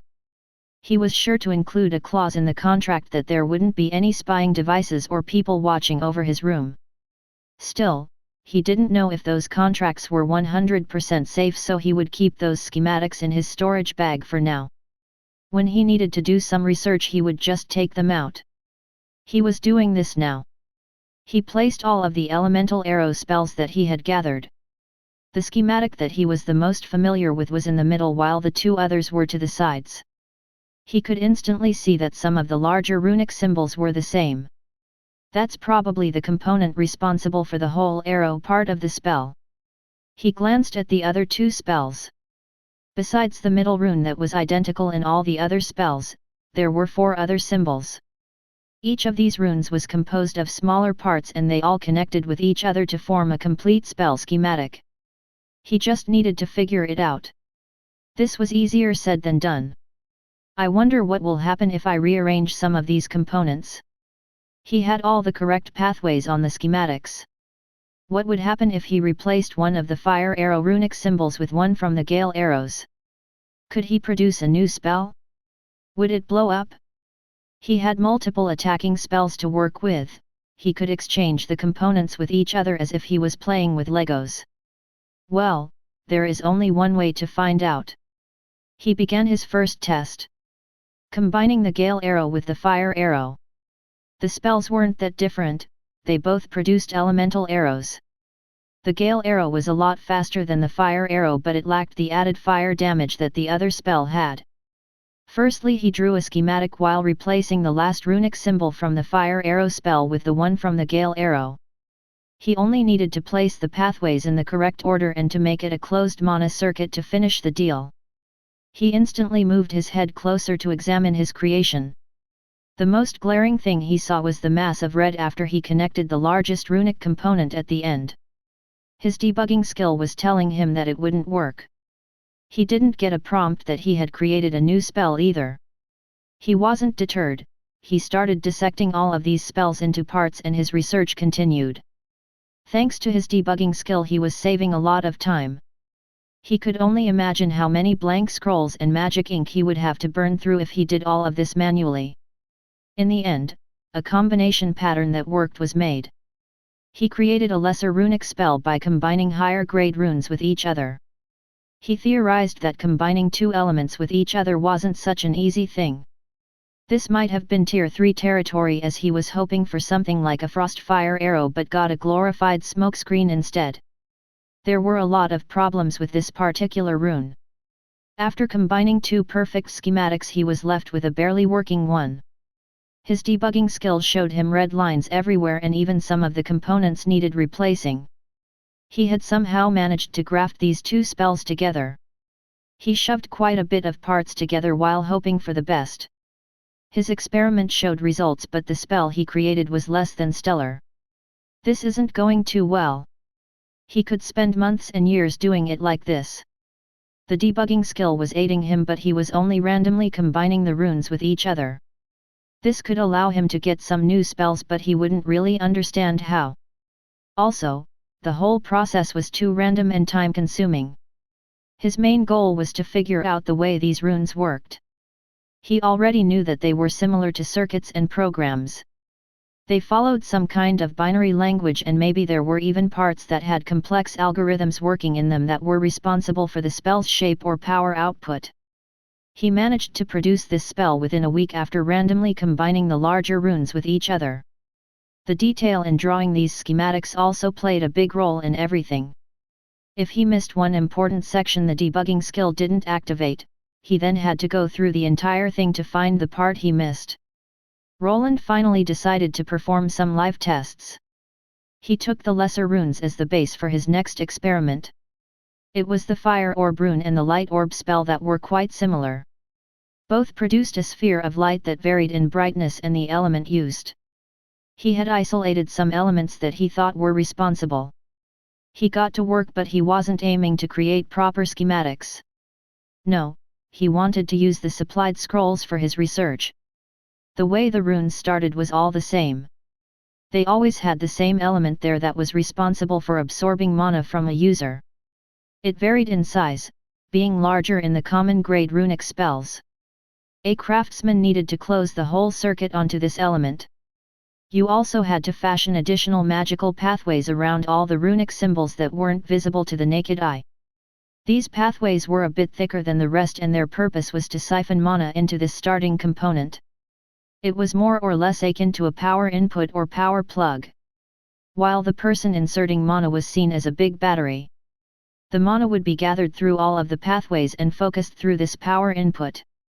The other traces would then carry the mana into the other rune parts. Sometimes it was quite linear, while other times the mana was distributed to multiple of them at once. Just like in series and parallel circuits, the way the mana flowed changed depending on which circuit type was being used. He also made a distinction between the mana flow and the mana pressure in the whole circuit. This pressure was akin to voltage in a battery. It would push the mana energy into the traces and be responsible on how large the flow was. In a series circuit type, this mana voltage would be split between its components equally, and it also would cease to work if one of the parts was hindered in any way. In a parallel circuit, it wouldn't lose this pressure, but it would use up mana faster. This was some of the basics. Now he continued as he needed to figure out the rest of it. I think this one might be something similar to a resistor. He glanced at both the spell diagrams of the orb spells. He focused on something that he believed looked like a resistor. The fire orb one was smaller in size than from the regular orb of light. His first test would be to replace the two with each other to see if the orb of light spell dimmed. He went to scribing and completed the altered version of the orb of light spell. To his satisfaction, this little test worked. The spell activated and the light was indeed dimmer, which proved his theory to be correct. The ones he was working here were probably fixed resistor types, as he didn't think he could alter the resistance mid-spell activation. There were also variable ones. As their name stated, they were in place to resist the injected energy that was mana. If he installed a variable resistor on a spell, then depending on the quality of the material he might be able to switch it on the fly to get a stronger spell effect. It could also blow up in his face if he lowered it too much though. That's one down. Now to find all the other basic ones. Inductors, capacitors, amplifiers, fusees, and more. If he managed to distinguish between all of the basic circuit components that were in these magic runes, he would be able to alter the spells. What kind of changes he could bring he wasn't sure. Removing all of the resistance from the circuit would probably make the spell unstable. If he wanted to connect the various runic spells that he had, he needed to know this. Maybe if he knew where to remove or add the basic rune circuit components, he would be able to correct all the badly made schematics he tried to combine. The fix could be really easy. Maybe he only needed to add another resistor to make a working fire gale arrow spell. Roland needed to get the basics down first before he moved on to the real meat and potatoes of these runes.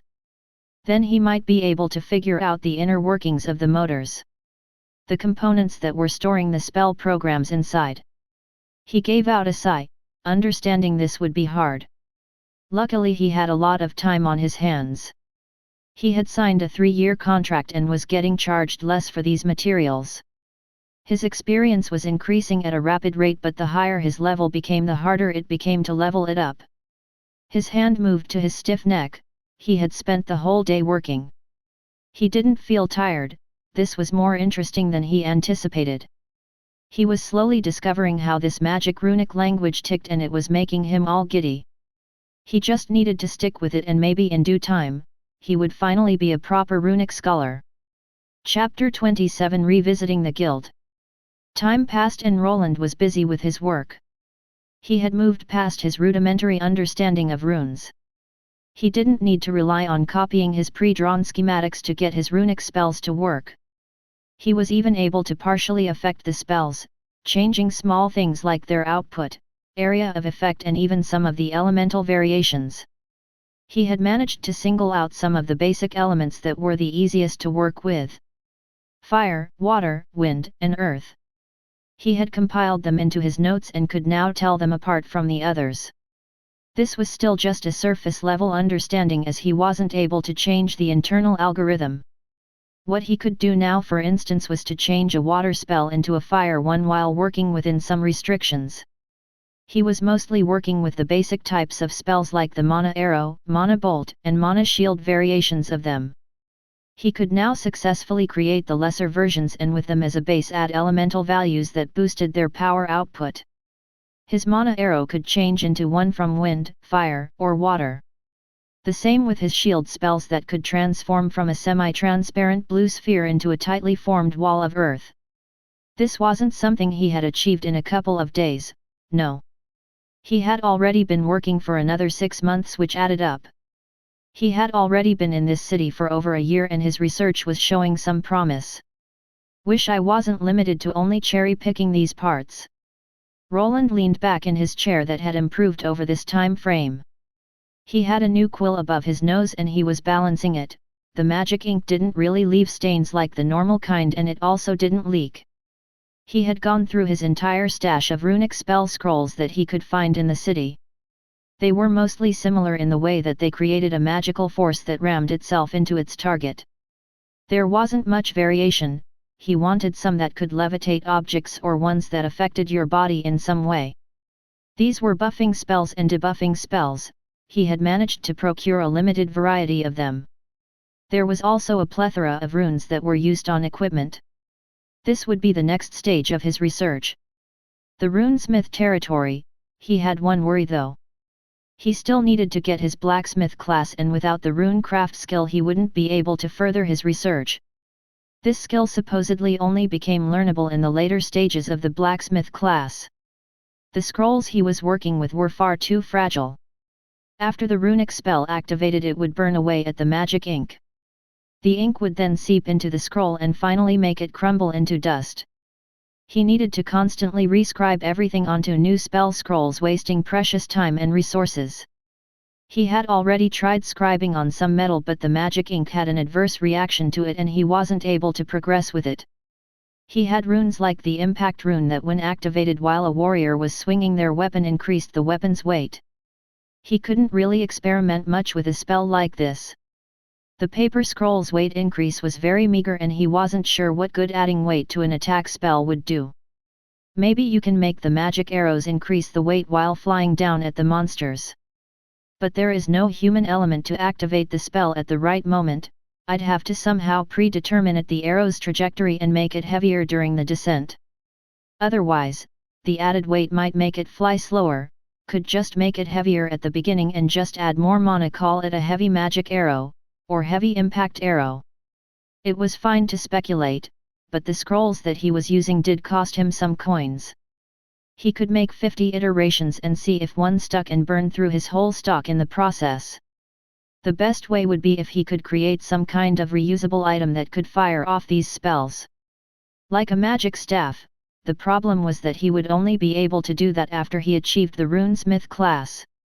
He took his time to look at his status screen. He had progressed through the levels and was now on the 20th. This all while scribing many runic spells and crafting various schematics that pushed him forward. Name: Roland Arden, L45. Classes: T1 Mage, L25 Secondary. T1 Runic Mana Scribe, L20 Main. HP: 390/390. MP: 2014/2014. SP: 474/474. Strength: 27. Agility: 31. Dexterity: 65. Vitality: 30. Endurance: 30. Intelligence: 100. Willpower: 76. Charisma: 14. Luck: 7. He felt that in another half a year he would reach the threshold and become a blacksmith. The problem with that was, that he would need to go through a drastic change in professions. Scribing runes and making horseshoes didn't really vibe so well together. I wonder. He took another glance at his skills. His rune mastery skill that was L4 at the moment. It stood out like a sore thumb. It wasn't useful for crafting runes. Its role lied in combat. It decreased his mana expenditure while using runic equipment. It also lowered the mana requirements for boosting his scroll spells. He had a sneaking suspicion that he would regret it if he didn't get this skill up to L9 before trying to switch classes. He was inclined to believe that there might be some kind of special class waiting for him if he maxed this skill out. The biggest problem with this skill was that it required him to kill monsters. Also, using spells out of combat didn't level it up, as he tried casting the shield spell on himself and on some animals to no avail. Killing monsters didn't give him much experience and was also dangerous. He didn't really want to wander into the woods alone as he knew the risks. Even if the monsters didn't get him, he could very well be attacked by some bandits or someone from an opposing business trying to get his secrets. He turned his thoughts towards the Adventurers Guild. There was no dungeon here, but that didn't mean that the guild members didn't hunt any monsters. They did sometimes organize expeditions into monster-infested lands for various reasons. He could join one of such undertakings as a support mage. He even managed to improve on his scroll design through this time period, which would increase his utility in a party. The more his scribing skill increased, the more he could compact the runic components. With time he managed to limit the scroll surface, which let him create more scrolls with fewer materials. The difficulty of the crafting process increased several-fold though. He needed to fit the complete rune diagram on something that was half the size of the scroll paper that he had been using. His aim was to fit a common grade spell onto a surface that was the size of a regular playing card. He could then just flip through them and spam his spells. The most he could manage now is fitting them on something the size of an envelope. This was already much smaller than the scrolls he was using. Surprisingly, even though he was using less magic ink on the smaller scrolls, the runic spells didn't drop in power. It was like creating a smaller processor that, even if smaller than the original one, didn't have to be worse. There was a little drawback though: the smaller scrolls couldn't be overloaded as much as the larger ones. The user had the option to insert their mana to make the spell stronger, but the smaller scrolls just couldn't handle the increase in mana that well. This was more a problem in the materials not being able to handle it and not the rune diagram itself. Should I take a break? He had implemented a vacation period that he could begin any time and had it placed in the contract as a clause. He was allowed to take the weekends off. He also had 25 days to pick as non-working ones throughout the entire year. He could also prepare the minimum number of scrolls a few weeks early if he really needed a longer break. His aim was not to level himself up but to level his rune mastery skill. He needed to get it up to level 9 before hitting his cap. He wasn't sure if that was achievable, but he was even willing to wait before he got it there. Luckily he had already prepared by scribing some scrolls in his free time. His social life became even more non-existent due to this. He didn't even know what was happening outside anymore. The time to walk among the people had come. He was still a steel grade adventurer even though he didn't do any work for a year. He would probably be able to find a spot in an expedition, but it would take him away from here for at least a week. Thanks to the increase in both his mage and scribing skills, he was a lot faster now. His high-end stats showed its worth at times like this. A year ago when he first started, he could barely produce a runic fire arrow scroll in a day. Now he could make 5 or 6 of them and even compact them onto smaller paper. This wasn't his only spell that he had. He had bought out all the possible spell scrolls in Edelgard and also asked the manager to procure him ones that were common grade or below. His scrolls were quite popular with the adventurers and were even getting shipped to other cities along with his signature. The people came up with some nicknames for his crafting persona, due to the red comet-looking mark that he stamped every scroll with. They gave him names like Crimson Comet, Red Star, or the Scarlet Runesmith. Some others just called him an idiot for making so many rune spell scrolls and not making any runic weapons instead. He was known for only making high or highest grade spell scrolls. The biggest factor to his popularity was that these scrolls were actually worth the coin that was spent on them. After taking into account the price of crafting materials and craftsmanship, they were deemed affordable. They were quite loved by support-type classes that had higher levels of mana compared to the warrior classes. Acolytes and priests could use them for protection and even add to the firepower against boss-level monsters. The superiority of runic scrolls against the regular spell scrolls once again came to light as finally some affordable ones were finally being made. Roland moved down from his chair and got his coat. His workroom looked kind of messy. There were piles of research material, sketches, and his scribbles everywhere. He still kept the most important stuff on himself though, as the rune schematics. He had asked the elf girl how much a schematic of a rune spell could go for. The answer made his eyes pop out. He could use them as a last-ditch effort if he really needed money, but for now, it was better to keep them to himself. He walked out. He had improved his gear slightly. He was wearing a set of fine gambeson under his robe. He spent most of his money on the spell scrolls, so he couldn't really get anything fancy like magical armor. This was quite good for a mage as it was quite light while offering a lot of protection against regular attacks. He still had the heavy rapier that he received after the battle with that fencer. Besides that, his shoes were made from leather and he was wearing matching gloves. He wished that he could get himself some spell sliding gloves, but they cost far too much. There was also a problem with those items as they broke down after some uses. Just like the scrolls, the mana would corrode the materials, which meant that if he wanted a reusable resource, he would need ones that were at least made from mithril. This silvery metal was one of the best around when it came to runic gear. It came at a huge cost. He wouldn't be able to get anything below a large golden coin made with it. The sliding doors opened up and he could see the sun being still up. Even though people were giving him nicknames involving the color red, he was still wearing black clothes. If he switched to red, he felt like he would be sticking out like a sore thumb. He walked towards the adventurer house while looking at his old adventurer card. He hadn't really been using it since coming here. He had wandered into the goblin-infested forests from time to grind his skills though. The goblins proved to not be the best training as they were far too weak. This is also the reason why he decided to take up a request from the guild. He wanted to join a larger expedition where he could kill monsters that were stronger and offered more experience.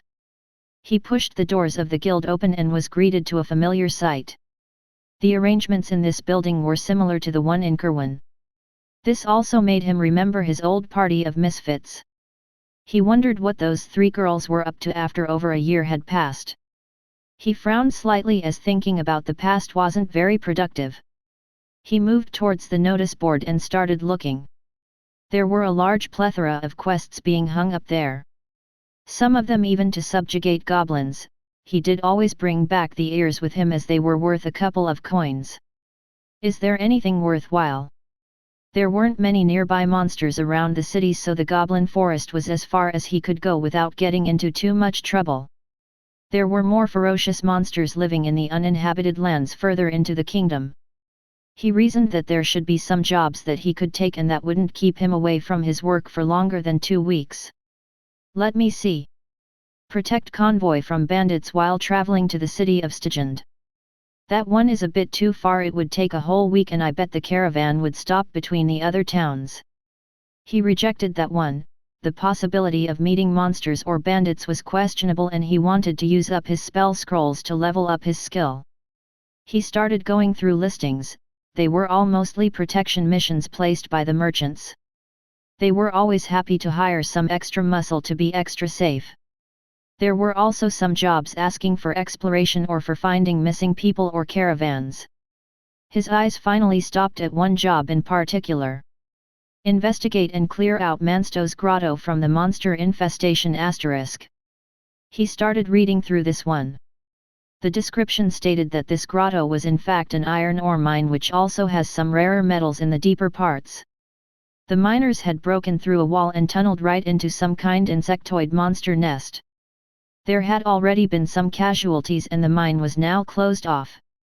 Roland rubbed his chin. There were monsters he could kill there. The only problem was that it was in some kind of mine shaft. How wide the corridors were was unknown, and if the whole thing collapsed onto him, he didn't think a rescue party would be coming. He wouldn't be going in alone though. This was a large-scale operation with more than one small team involved. He was also a mage, so he would be allowed to hang out in the back while the warriors took all the hits. The risk might have been worth the rewards and he would get bonuses by killing more monsters. He went through the other listings again but didn't find anything worthwhile. This mine wasn't that far, they could get there in a day or two. He didn't think that killing the monsters would take that long either. He nodded and went over to the guild receptionist. He presented his card and told the person that he wanted to sign up for this expedition. The mission didn't seem to have any rank requirements though. His steel rank allowed him to be accepted, but being a mage also added to his worth. He left soon afterward as they would be heading out in 2 days. he could use this time to prepare and scribe some more spell scrolls. Having more ammo was also advantageous. He was also interested in testing some of his altered spells on the monsters. The 2 days of preparation passed in a flash. He had gathered what he could. Besides his spell scrolls, he had some healing potions and some rations all nicely packed into his storage bag. When he arrived, he saw a group of tough-looking adventurers already gathering up. There were about 20 people here, and they would be probably splitting into 5 or 4 parties. There was also someone he knew here, a certain small half-gnome girl that was apparently coming with them on this adventure. Before he could ask about why they allowed a low-level adventurer like her to come with them, he was spotted. The girl's eyes went wide, then they narrowed. She zoned in on him, probably recognizing him by the black robe that he was wearing. This would probably be quite an interesting expedition. He hoped that the girl could at least keep herself safe this time around. Chapter 28, Setting out on an expedition. Some time had passed since Helsie's first expedition into the forest. That was something she considered a big failure. She couldn't kill a single goblin and had to be rescued by some kid, and she even got berated her for it. She did manage to level up once. The goblin that she injured had chased after her and was finished off by the human mage that rescued her. She gained part of the shared experience after the kill and managed to level up.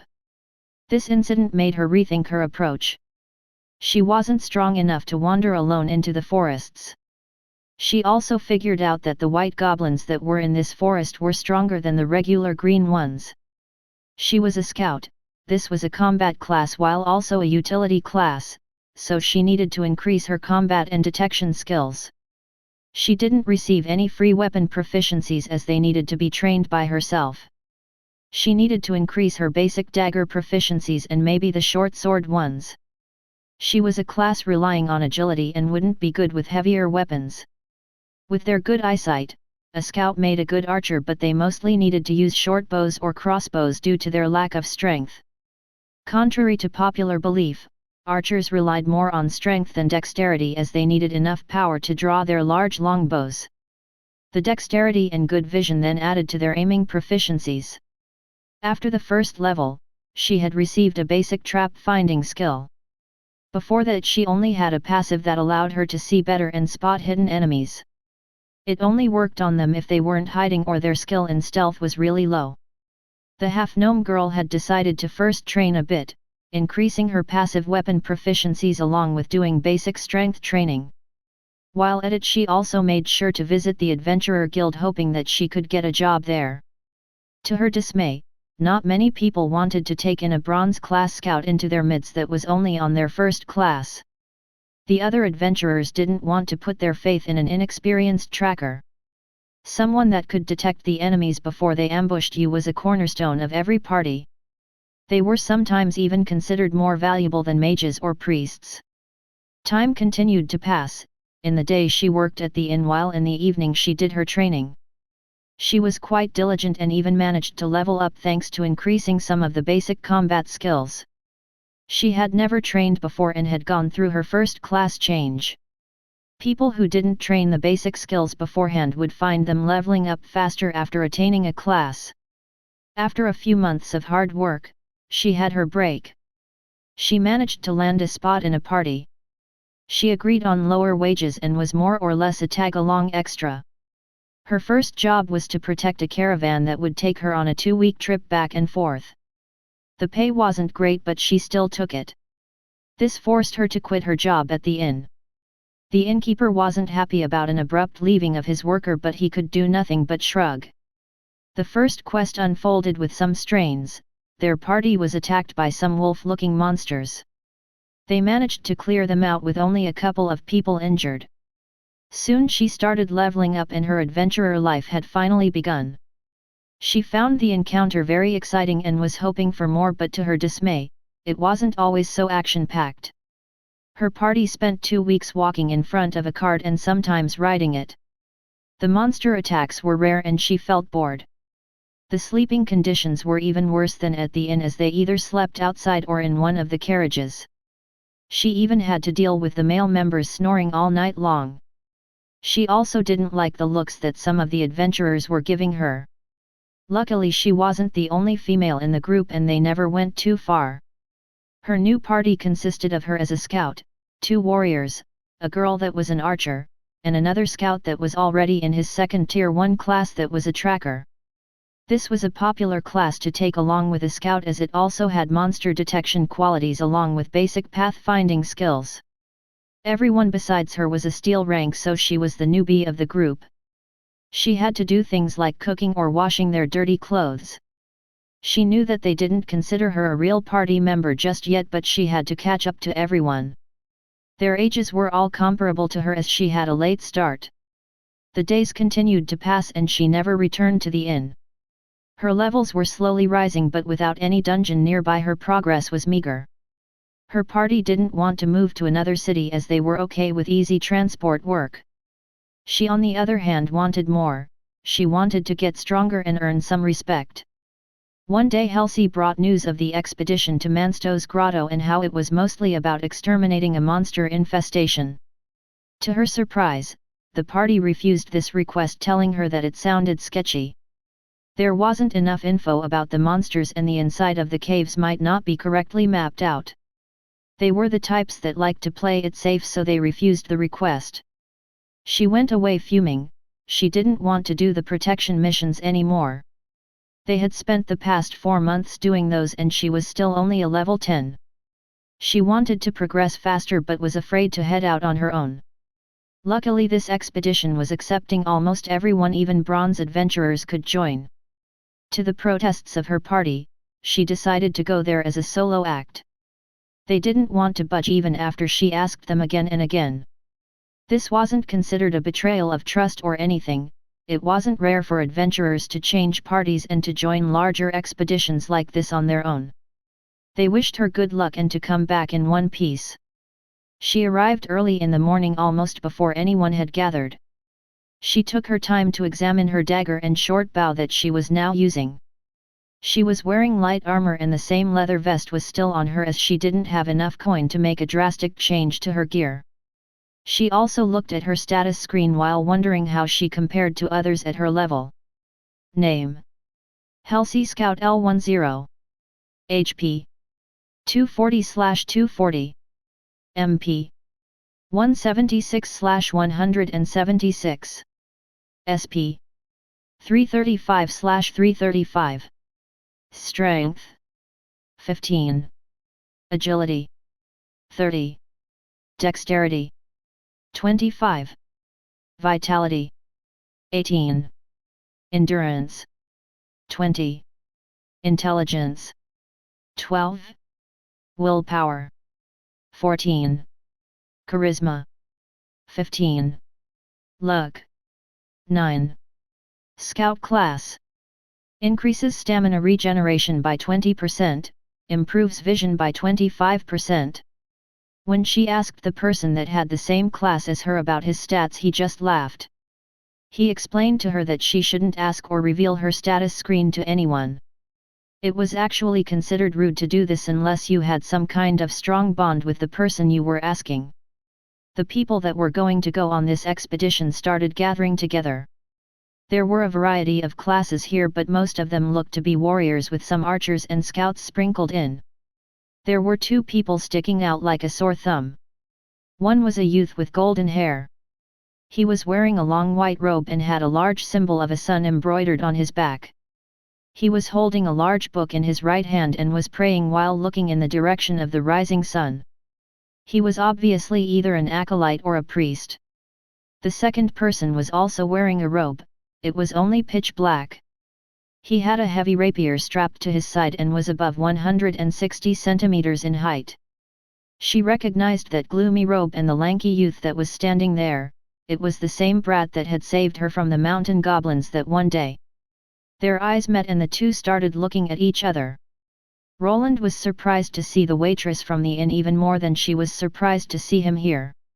She was still the only person that he knew around here, so he just nodded with his head as a sort of greeting. Halsey was slightly taken aback after Roland had nodded at her. She wasn't as annoyed with him anymore and she felt a bit back about how she acted after he had saved her. Still, she just nodded back at him and then turned around as she didn't really have anything to talk about with him. There were exactly 20 adventurers here plus the person in command. This person raised his hand and gave a shout to make himself noticeable. He looked to be a man of about 180 centimeters in height. He had a robust stature and was of the human race. His hair was brown and he had a short beard. The thing that made him stand out was that he was wearing blue brigandine armor. It was made from either heavy cloth or leather and lined with small oblong steel plates riveted to the fabric. The rivets were sticking out as little round metal circles outside this heavy cloth. The advantage of this armor was that it wasn't a single piece of metal and allowed better movement. Roland had done some research as he was soon to reach the blacksmith class and knew that this type of armor was also easier to manufacture or repair than plate mail. He was also wearing some heavy cloth under it, which was probably the ever-popular gambeson. The man looked to be in his later 20s or in his early 30s, which prompted Roland to believe that he was at least a Tier 2 class. Besides the armor, he also had a long sword strapped to his side that was probably enchanted. "You can call me Wells, I'll be taking the lead in this expedition. We have 20 members, from which 15 already have their own parties. The rest will form the fourth." The man started listing down some basic info. He didn't add much. The exact kind of insectoid monster was unknown and the mine had been barricaded from the outside so that the monsters wouldn't wander out. Now they were waiting for the adventurers to move inside and clear them out. They would be the first organized party to go in. Roland was more interested in the party he was getting. He was going solo, so he would be joining the fourth party that was forced together. Wells was the one that brought them together and he started calling the solo adventurers out while also listing their main classes. Dalruk, Dwarf Shield Warrior, Steel Rank. Roland saw a robust-looking dwarf move out from the crowd and move towards where the leader was. His beard wasn't all that long and he looked young. He was also wearing heavier plate armor with a chain shirt underneath. Saloner, Sun Elf, Tracker and Archer, Steel Rank. This time it was a tall lanky elf. He was wearing light green leather armor and carrying around a longbow over his shoulder. He had all the usual fine elven features that all Sun Elves had, long golden hair, and a pretty face. Orson, Human, Two-Handed Sword Warrior, Steel Rank. All of his party members were of the Steel Rank apparently. This one was also a youth that didn't look older than 18. He was above 180 centimeters in height and was wearing a metal cuirass over his chest. His arm and leg protection was lighter, probably due to him having a large sword to swing around. He looked like your usual damage dealer by game standards. Roland, Human, Mage, Steel Rank. He was finally called to action, so he walked over towards his new group. The others gave him some looks that soon subsided. The last is Halsey, Half-Gnome, Scout, Bronze Rank. The leader narrowed his eyes while reading the last member's name. She was the lowest ranked party member and caused everyone to look. The girl noticed the scornful looks, but she was already used to them. She knew that she was still green.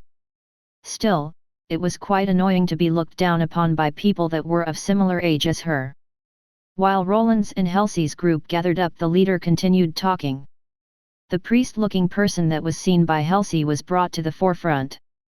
"This is Priest Elric. He will be joining our expedition, and as a special guest he won't be joining any of the parties." The leader explained that the priest was getting a special status in the group. It was their responsibility to protect him from harm as he was able to heal the people from the expedition. Roland thought that mages were seen as assets, but maybe being a healer was even more important. "Praise the sun, my children, let the sun goddess watch over you and warm your souls with her eternal sunshine." The moment he got to the forefront he started preaching. The adventurers looked at each other while trying not to show their disdain. It was understandable that the priest classes were important assets and they needed to be protected. This didn't change the fact that most of them were considered to be religious zealots. If you asked them about Solaria they could talk you to sleep while conversing about her greatness from dusk till dawn. From what Roland could tell, the expedition consisted mostly of steel-grade adventurers. There were a few Tier 2 classes on board, one was the expedition leader and the other was the priest. He also believed that the party the leader was in was probably mostly composed of Tier 2s as well. Roland had a suspicion that besides that main group of adventurers all of the rest were considered expendable meat shields. His group would be getting one carriage to travel in so they would have enough time to strategize and get to know each other. Though there was a problem already, mainly one of the members wasn't happy that they had a bronze adventurer with them. What is this? I didn't sign up to babysit shitty little bronze brats. Who are you calling a brat? You're not even much older than me. The ones fighting were Orson and Halsey, the half-gnome. Apparently the man didn't like that they had a bronze rank with them. The small girl was staring daggers at him and stomping her foot on the ground. Ha, what? You want to go, shrimp? The man grinned while looking down at the small girl and started egging her on. Roland saw this and knew that in a party it would be better if the team worked with each other. He decided to move closer in the hopes of defusing the situation even though he didn't like talking to people all that much. I don't think we should be fighting before we even arrive at the grotto, save it for the monsters. The elf and dwarf didn't seem to care that much as they moved toward the carriage that they were going to use. Another shrimp appeared? We having a bargain sale or something? The only shrimp I see is between your ears. Roland replied hastily, his emotions getting to him. Before he could backtrack on his insult he heard the dwarf bursting out in laughter. He get ya there good, laddie. Orson's face turned a bit red, and the half-gnome girl also got out a chuckle from Roland's remark. Solanar the sun elf remained quiet while just sighing, he was one of the more silent types. Stop your nonsense. The dwarf could see that this human here was on the angrier side. He had enough sense as the main tank to not let things escalate. Luckily Orson was more bark than bite and they all managed to get inside the carriage without a fight breaking out. He did curse up a storm before getting into it. It was quite the quiet trip, the most talkative one was Dalric that kept complaining about the bumpy road and how much his posterior hurt. Roland had worked in a more tight-knit group of adventurers and knew that good cooperation was key. He decided to at least try to talk with them to figure out what he was working with. Dalric was it? How good are you with that shield and is that a polearm? This air? Did ya think I'd be usin' an axe or somethin'? The dwarf asked while chuckling. Dwarves were considered strong for their height but they lacked reach. This is why most of them favored weapons that had long reach like spears and pole arms. They also used long swords or even bastard swords. The one Dalric was using was a slightly shorter halberd, fit for his height. You would very rarely see a dwarf using an axe. This mostly happened when they were wearing full plate armor and were sure that they could just charge into their enemy without worry. Lee th frontline tamey, not an is af take it by me. Roland couldn't understand the heavy accent too well but he figured the dwarf was just reassuring him about his defensive capabilities. And Mr. Solanar. Nothing will escape my elven eyes, leave the tracking to me. Before he could even ask the elf answered, he probably realized what Roland's intention was and just answered so that he wouldn't have to beat around the bush. I'm also good at scouting and trap finding. Halsey chimed in while everyone was talking. The group started to slowly converse with each other during the carriage ride. Even Orson finally gave in and listed his two-handed sword abilities. Roland also informed them about the array of spells that he was able to cast. He had made a lot of regular mana bolt and mana arrow spell scrolls that fit on smaller paper. He could use them to level up and only dip into the better ones if they run into trouble. If they asked he could just say that he knew a high-level runesmith that liked scribing. The close to 2-day ride continued. Soon Roland would get another taste of adventuring after having had taken a long break. Chapter 29 Entering the Mine. Ember. Roland held out his hand in front of a bundle of sticks that were gathered in one place. He was a mage without elemental affinities but he could still learn this spell. It used friction instead of fire to ignite. The sticks went up in flames and Roland's new half-gnome companion tossed a few more in. The expedition had stopped for the night and they decided to camp out in the wilderness. They would make it to their destination in half a day's time tomorrow. The leader had decided that it was too dangerous to wander during the night. Making a camp and having people take turns watching would be the best option. Roland and Helsi were voted to be the first ones with guard duty. The girl was selected because she was a scout and also a newbie. Roland was also forced here due to his young age.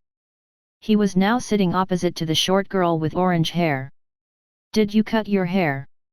Roland asked while tossing some more wood into the pile. It was quite chilly here and even while wearing this long robe he was feeling cold. "Ah, yes." The girl nodded. She did have longer hair when Roland had saved her that fateful day. After she gained some experience she decided to cut it short as it was a liability during fights. Good. Roland felt like the two got off on the wrong foot the first time they met. He also felt like that as the adult here he should offer her the olive branch. The problem was that he didn't really know how to talk to 16-year-old girls, even fewer ones that were from this word and a gnome. "Thank you. Hey. You know for saving me." The girl finally managed to gather up her courage to apologize. She had her head turned the other side while twiddling her thumbs. Her voice faint and quiet as Roland barely heard it. After going through the adventurer's lifestyle the half-gnome did have a lot of time to think about her past actions. "Sure, no problem. Also sorry for shouting at you back then." "No, it's fine, you were right, I was unprepared." The two somehow managed to bury the hatchet, so Roland moved on from this uncomfortable topic and shifted it to another. The two started talking about the adventurer life. Helsi also wanted to know how Roland was able to get his adventurer rank at such a young age. He just lied and told her that he was lucky enough to get a mage class which let him join adventurer parties at a dungeon. The night went by slowly. There wasn't much to do but talk, so they slowly got to know each other. Helsi told him about what she was up to after she got rescued and Roland gave her a recap of his adventurer life back in Kerwin. "Come to think of it, it would probably be better for you to go to a city with a dungeon than to stay here if you want to level up. I also had trouble working by myself back then.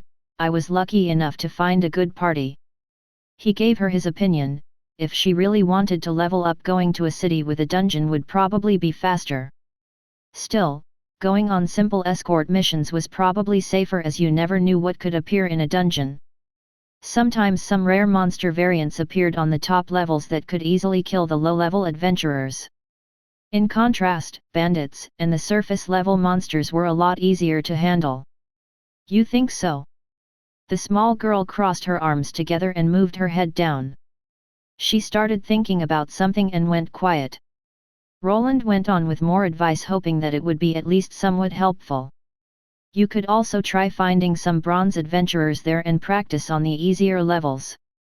You sound really knowledgeable for your age. Are you really a human kid or just a large halfling in disguise?" The girl narrowed her eyes while looking at Roland that wasn't behaving for his age. She even expected him to act more bashful with such beauty as herself. But there he was talking normally and just acting like some kind of mentor figure. He never even tried to sneak a peek at her figure like all the other male adventurers. He looked to be 13, so he should have been at that age. This was a hit to her femininity. Halflings are only a meter tall. Then a giant halfling. You might be really old. Stop talking nonsense. How would a giant and halfling even copulate? There was an actual giant race in this world, but they were various types ranging from 3 to 4 meters all the way up to a staggering number. See that? That's not how a brat talks. Oh? Would brat act more like you then? Yes, more like hey. Roland laughed a bit while the half-gnome girl stared him down. She even threw one of the smaller sticks at him, which he caught with his hand and just threw back at her. Before a stick fight could break out, another person walked over. This was someone from the other teams to switch them out. Roland didn't remain there for long and headed back to the tent that the rest of their party members were sleeping in. This was probably the worst part of this journey, sleeping in a small tent with 4 other people. Ugh, that's why dwarves are. Helsi complained as even before they could enter the tent they could hear loud snoring. The dwarf, being a dwarf, had drunk himself to sleep. This also caused him to snore like a bear. The half-gnome girl never liked sleeping next to guys for this reason. At least in her old party, there was another girl and she sometimes got to sleep in a tent with her without the other companions. I'm surprised that those other two are managing. Roland commented as Orson and Solanar were fast asleep. Though the elf had an awkward sitting up straight position and looked to be awake. The human on the other hand was similarly snoring as Dalric the dwarf. They probably both drunk themselves to sleep while the elf might have used some sleeping aids. The two walked in.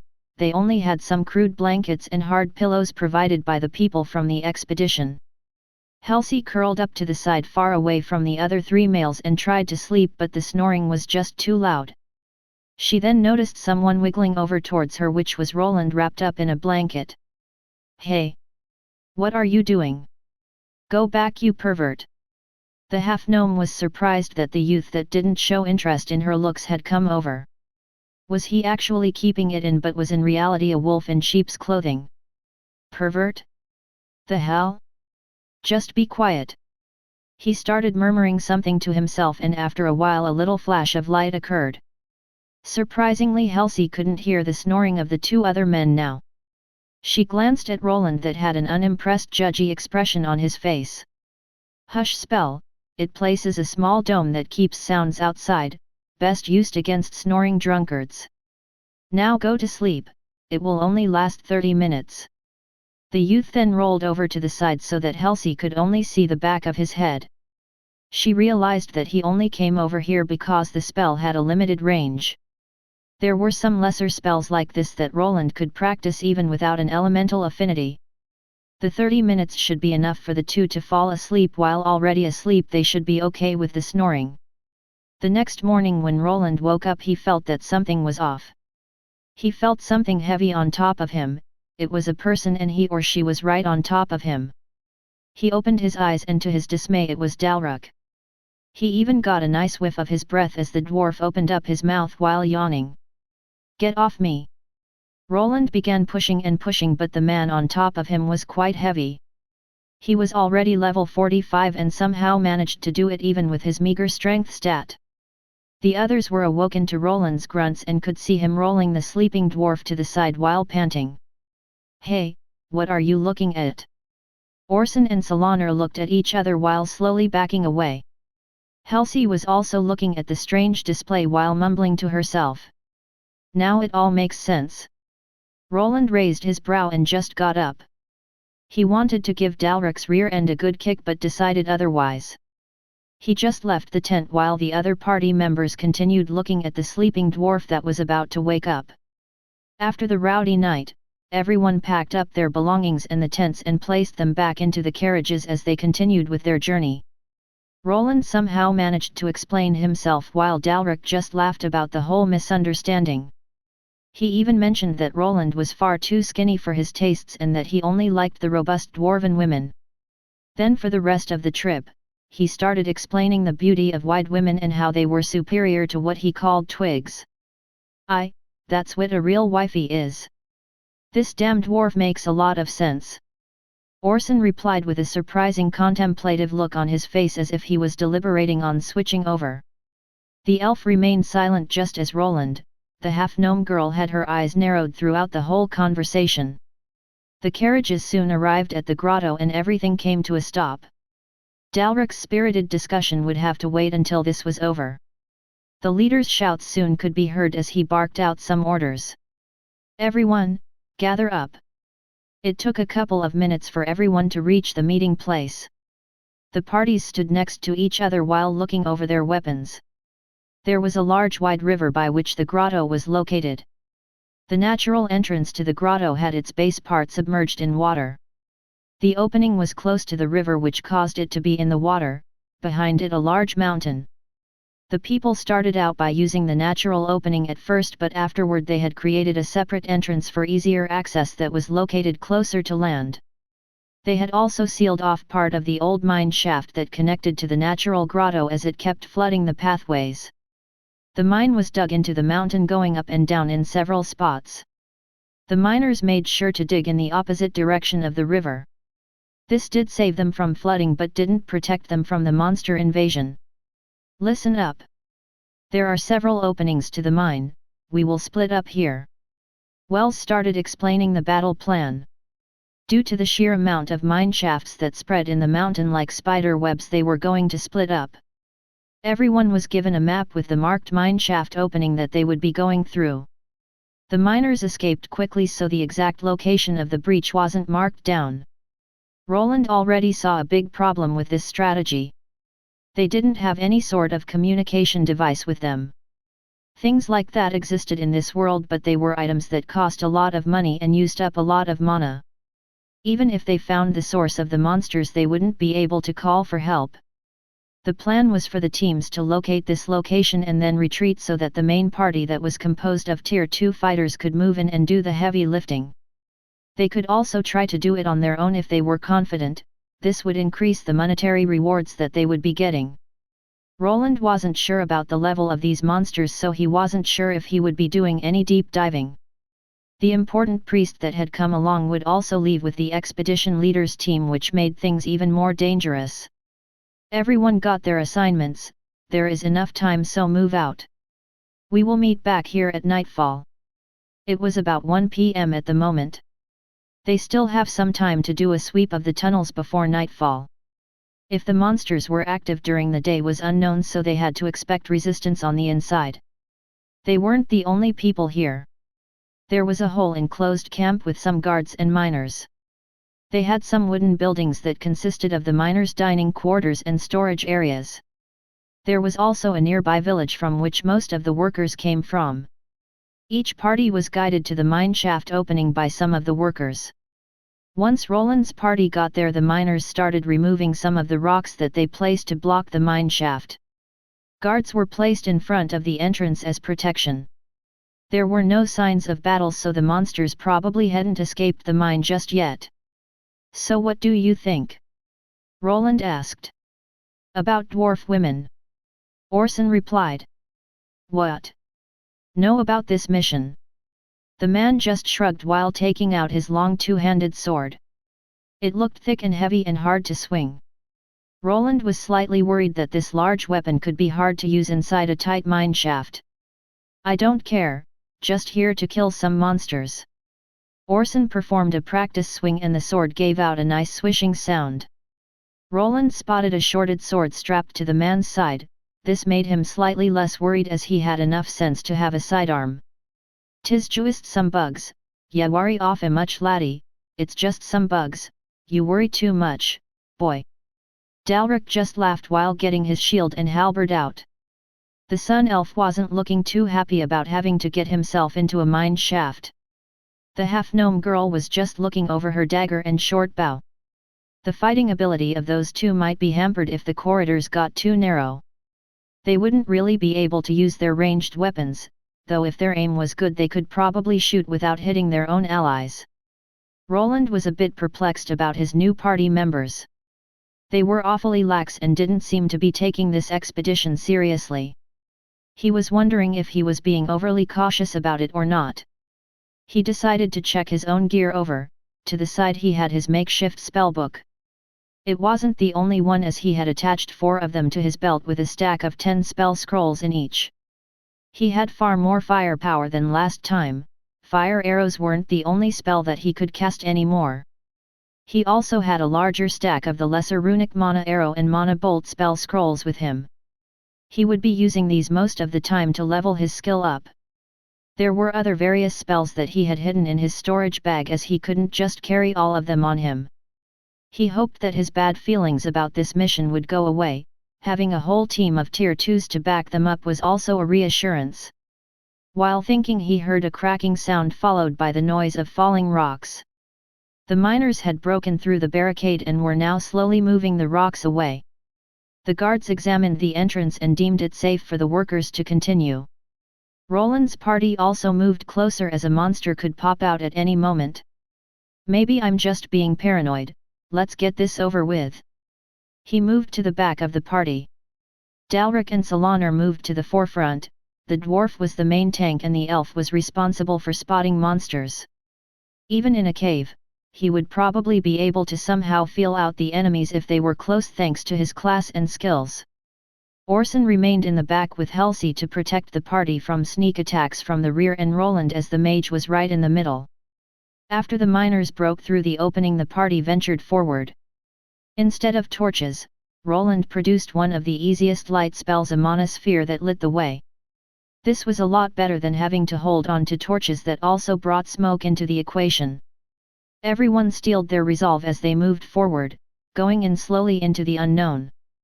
The real expedition had finally started. Chapter 30: Fighting Monsters in a Mine. Roland's party had to squeeze through a small opening that the miners made.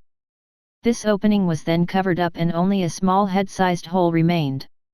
When the party returned, they were supposed to communicate with the people on the other side through it. They were also told to knock on the wall in a sort of Morse code so that the workers knew it was them. On the other side, guards were stationed to keep the miners safe from harm. The adventurers were supposed to follow the map and slowly clear out the tunnels from any monsters. Along with the other adventurer teams, they would slowly get rid of the monster infestation. It was unsure on how long this would take, but they were given simple clocks so that they could tell the time spent there and go out within 5 hours of going in. A blue sphere of light illuminated the tunnel. This tunnel was wide enough for 3 people to fit in side by side. Small railroad tracks were lined up on the hard rocky floor. There was also an empty minecart standing there on those tracks. It was probably used by the miners to carry iron ore and minerals to and from the exit. Handy to ha a major round. Handy to have a major round. Dalric said while moving forward. The magic light hovered above his head. Roland could position it there as it had a targeting function. This spell didn't take much mana to sustain, and Roland's mana regeneration outperformed it. Thanks to this, the party could enjoy a well-lit tunnel while having their hands free of torches. They spotted some of those torches on the walls, but they were all unlit. They probably burned out after the tunnels were sealed. Solanar was holding onto the map. He was a tracker, but his strengths lay in the wilderness and forests. He wasn't that good at distinguishing rocky mine walls and remembering the tunnel layouts. He stopped, and so did the others with him as he frowned. "Can I take a look? I'm good with maps," Roland called out to the elf as he saw him narrowing his eyes while looking at the parchment. Solanar didn't mind and just handed it over to Roland, as he was more than willing to shift responsibility. The scribe class and his high intelligence helped him with maps. It was as if he had an internal GPS. He had also gained a map reading skill that probably made everything possible. "Okay, we are here." He had looked through the map before but was still surprised that someone could dig in so many tunnels without modern drilling equipment. Supposedly a miner was also a class, and their skills made tunneling and digging a breeze. "If we follow this path, we'll come to a fork. The right path will lead to more tunnels that are a dead end." Roland proposed to check out the tunnels that were a dead end first before moving on to the other ones. This way they could see if the monsters were tunneling any further and would also let them cut off the monsters' escape route. This would also help them cross out already searched sections from the map easier. The others didn't really care that much. The faster they got through this, the faster they could get their rewards. So they all nodded and followed the directions that Roland proposed. While going past the first fork in the road, Solanar noted that no monsters had gone through here, as he could only spot the miners' footprints going this way. Without making any shocking discoveries, they marched through these tunnels. Just as the elf said, there were no monsters found in these unfinished tunnels. Halsey made sure to observe the beautiful-looking male elf as he examined the path. She was also someone that was aiming for a tracker role as him. Roland marked the dead ends on the map, a bit disgruntled that he didn't find any type of loot to take with him. He wanted to nab some metal ore samples for himself, as he was going to be working with metals in the future. They backtracked to the fork and went further each time, taking the path that placed them at a dead end. This trudge continued for an hour until they finally spotted their first enemy, revealing the true appearance of the insect monsters to them. Ugh, it just had to be those. What stood before them was a troublesome foe. It wasn't troublesome due to its strength, it wasn't even a particular hard enemy to kill. The troubling part was that it rarely was seen alone. It was a giant ant monster and they were now looking at a worker type. This ant was the size of a large dog breed. When it spotted the party, its feelers started wiggling about and its mandibles started gnashing in their direction. Before it could act, an arrow buried itself into its eye. The monster was stunned and practically dead, which allowed Solanar to finish the job with another well-aimed arrow to the head. "Fucking myrmickies!" Orson called out after the myrmic worker drew its last breath. Everyone from the adventurers knew that this type of monster was tricky. They came in droves. There were always more giant ants around if you spotted one. They must have burrowed from their nest here, might be even in the process of making this mine their new lair. Roland said while looking at the dead monster. Depending on the level of the ant queen, this could be dangerous. Though if she wasn't above a certain level, then the ant monsters would be quite weak and they would be fine. The worker ants weren't that strong, but if they piled upon you, it was certain death. What's so scary about these ants? They don't look so tough. Halsey called out. She didn't see a problem in this as the ant was easily dispatched by 2 arrows. The other adventurers gave her dumbfounded gazes as if they were looking at an idiot. "What are you looking at me like that for?" She stomped her foot on the ground as she noticed those spiteful gazes. "That's why bronze newbies are." Orson snorted while the half-gnome girl glared back at him. Roland took this chance to educate her about the dangers of organized monsters that actually had a leader. The ant workers and soldiers would give their life for the queen and they could communicate with each other. The biggest danger lied in their organized hive mind-like behavior. "I bet we'll be seeing more of them coming here now, get ready." "I think the miners might have lied about this, probably to save some coin." Everyone beside Halsey nodded as they knew that a monster ant was considered a more dangerous enemy. The commission they would have to pay would increase accordingly. They could always lie if the first expedition turned out to be a failure, and if the job wasn't completed they wouldn't have to pay the entire sum. The one in charge was probably willing to endanger the adventurers' lives just to save a couple of silver coins. "More are approaching." Solanar called out to the party and everyone got ready. Even Halsey pulled out her short bow. "Get behind me." Dalric moved to the front. The corridor was a bit wider so they had enough space to move around. Roland shifted his hand to his belt where one of his binder-like scroll grimoires was attached to. It was quite plump with a lot of the smaller versions of the scrolls. He held it forward and pretended to be muttering an incantation before firing off a deep blue-colored bolt of mana. An unlucky giant ant monster that was first to appear got the brunt of the hit. The blue bolt of mana energy slammed into its head that promptly exploded into many chunks. Green blood leaked everywhere. Roland wouldn't let this chance slip by. He had a large quantity of these lesser mana bolts and mana arrows with him. He brought them just so he could level up his runic mastery skill. The only problem was that he wasn't alone. He still wanted to at least make the people think that he was a regular mage. The German shepherd-sized ants continued to pour through the corridor towards them. They all looked the same and they tried to swarm the party of 5 with their superior numbers. Luckily the party they were facing was prepared. Orson backed up Dalric at the front while Halsey and her elven companion used their bows as support. These smaller worker ants didn't seem to have a hard enough armor to protect themselves from the arrows. They were held off at the helm by a large halberd and shield along with a 2-handed sword that the human warrior was wielding.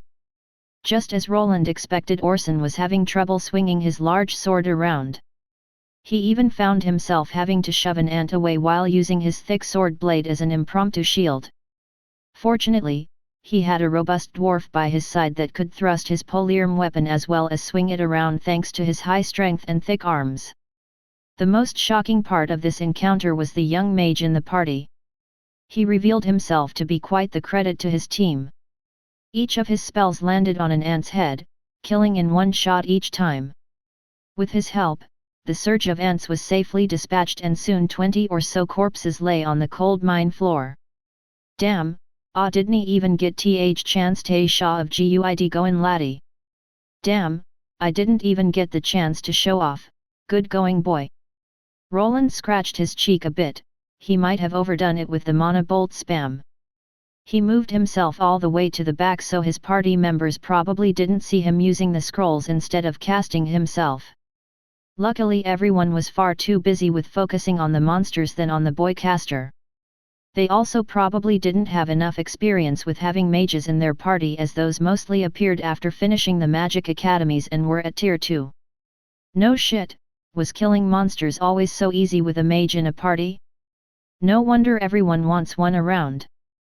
Before his party could examine his battle style any further, he gave out a cough. I think we should gather up the mana stones. I can feel that there are 5 of them here. Some of them recalled that mages were able to feel the monster cores in the slain monsters thanks to their mana sense.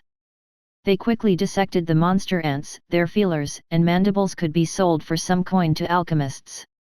Even the armor could fetch a penny and be made into some lesser armor. These adventurers were mostly driven by monetary gains, so they started gathering the loot. They had to give up on the ant armor as they were just too many of them and no one had a storage bag large enough to fit all of those carcasses in. Halsey was the only one from the party without one of those bags, so she pouted while seeing her temporary companions packing up everything. Don't worry, if you work long enough you'll be able to afford one of the cheaper ones.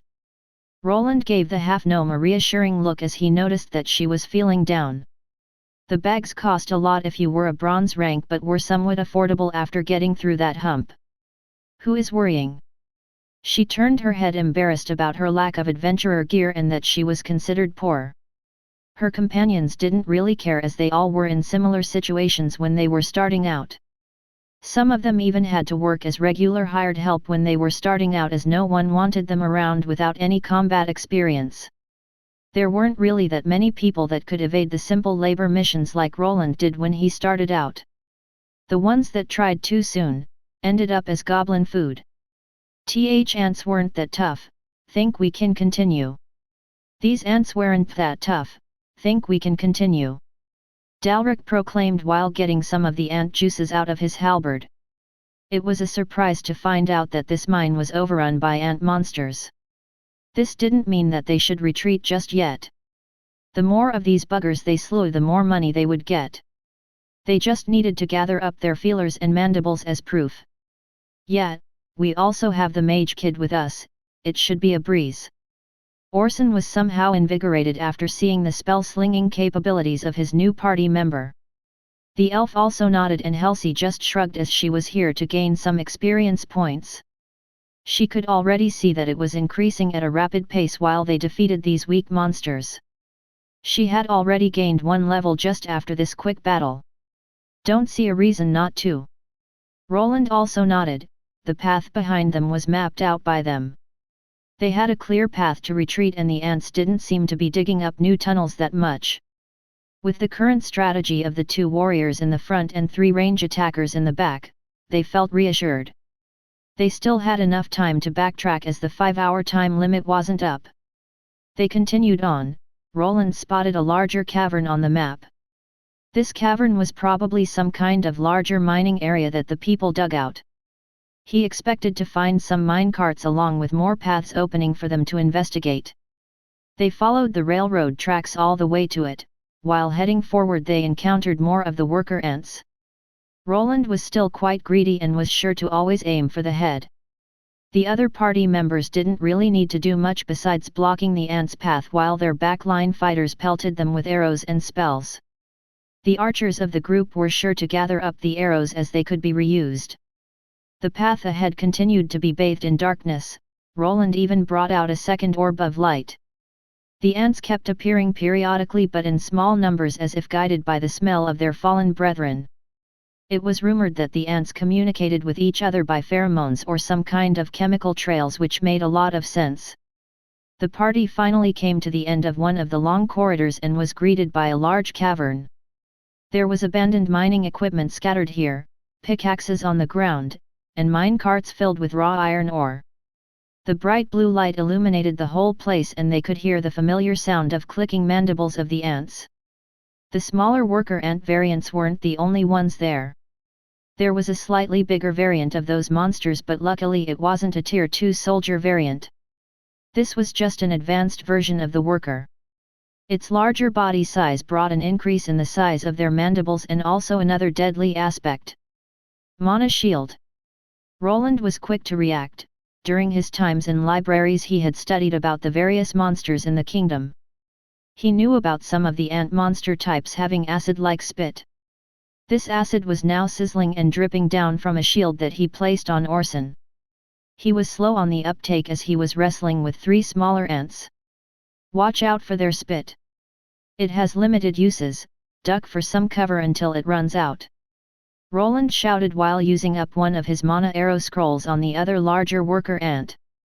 This one didn't go down after one hit, the mana arrow only managed to leave a deep crack in its carapace. It already showed more resilience than the basic worker ant.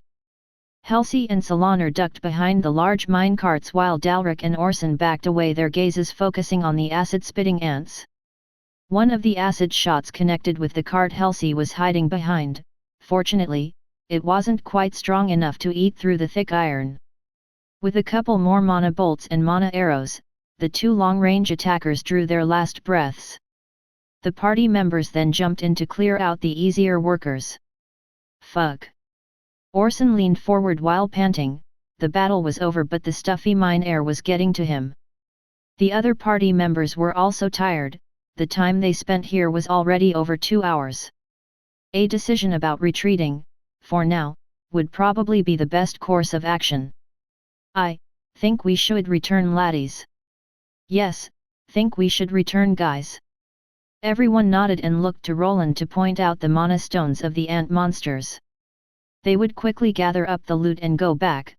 They feared that more ant monsters would be coming. No one knew how the other parties were doing either. They needed to return and ask their expedition leader about a new plan of action. Things wouldn't be going their way, as the moment they were finished with taking their spoils they heard a rumble. The whole mine began shaking around as if some kind of explosion occurred. They could even hear some kind of loud noise. Everyone started jumping around the wider cavern as the ceiling started falling apart. Large rocks were dropping all over the place and everyone was doing their best at evading.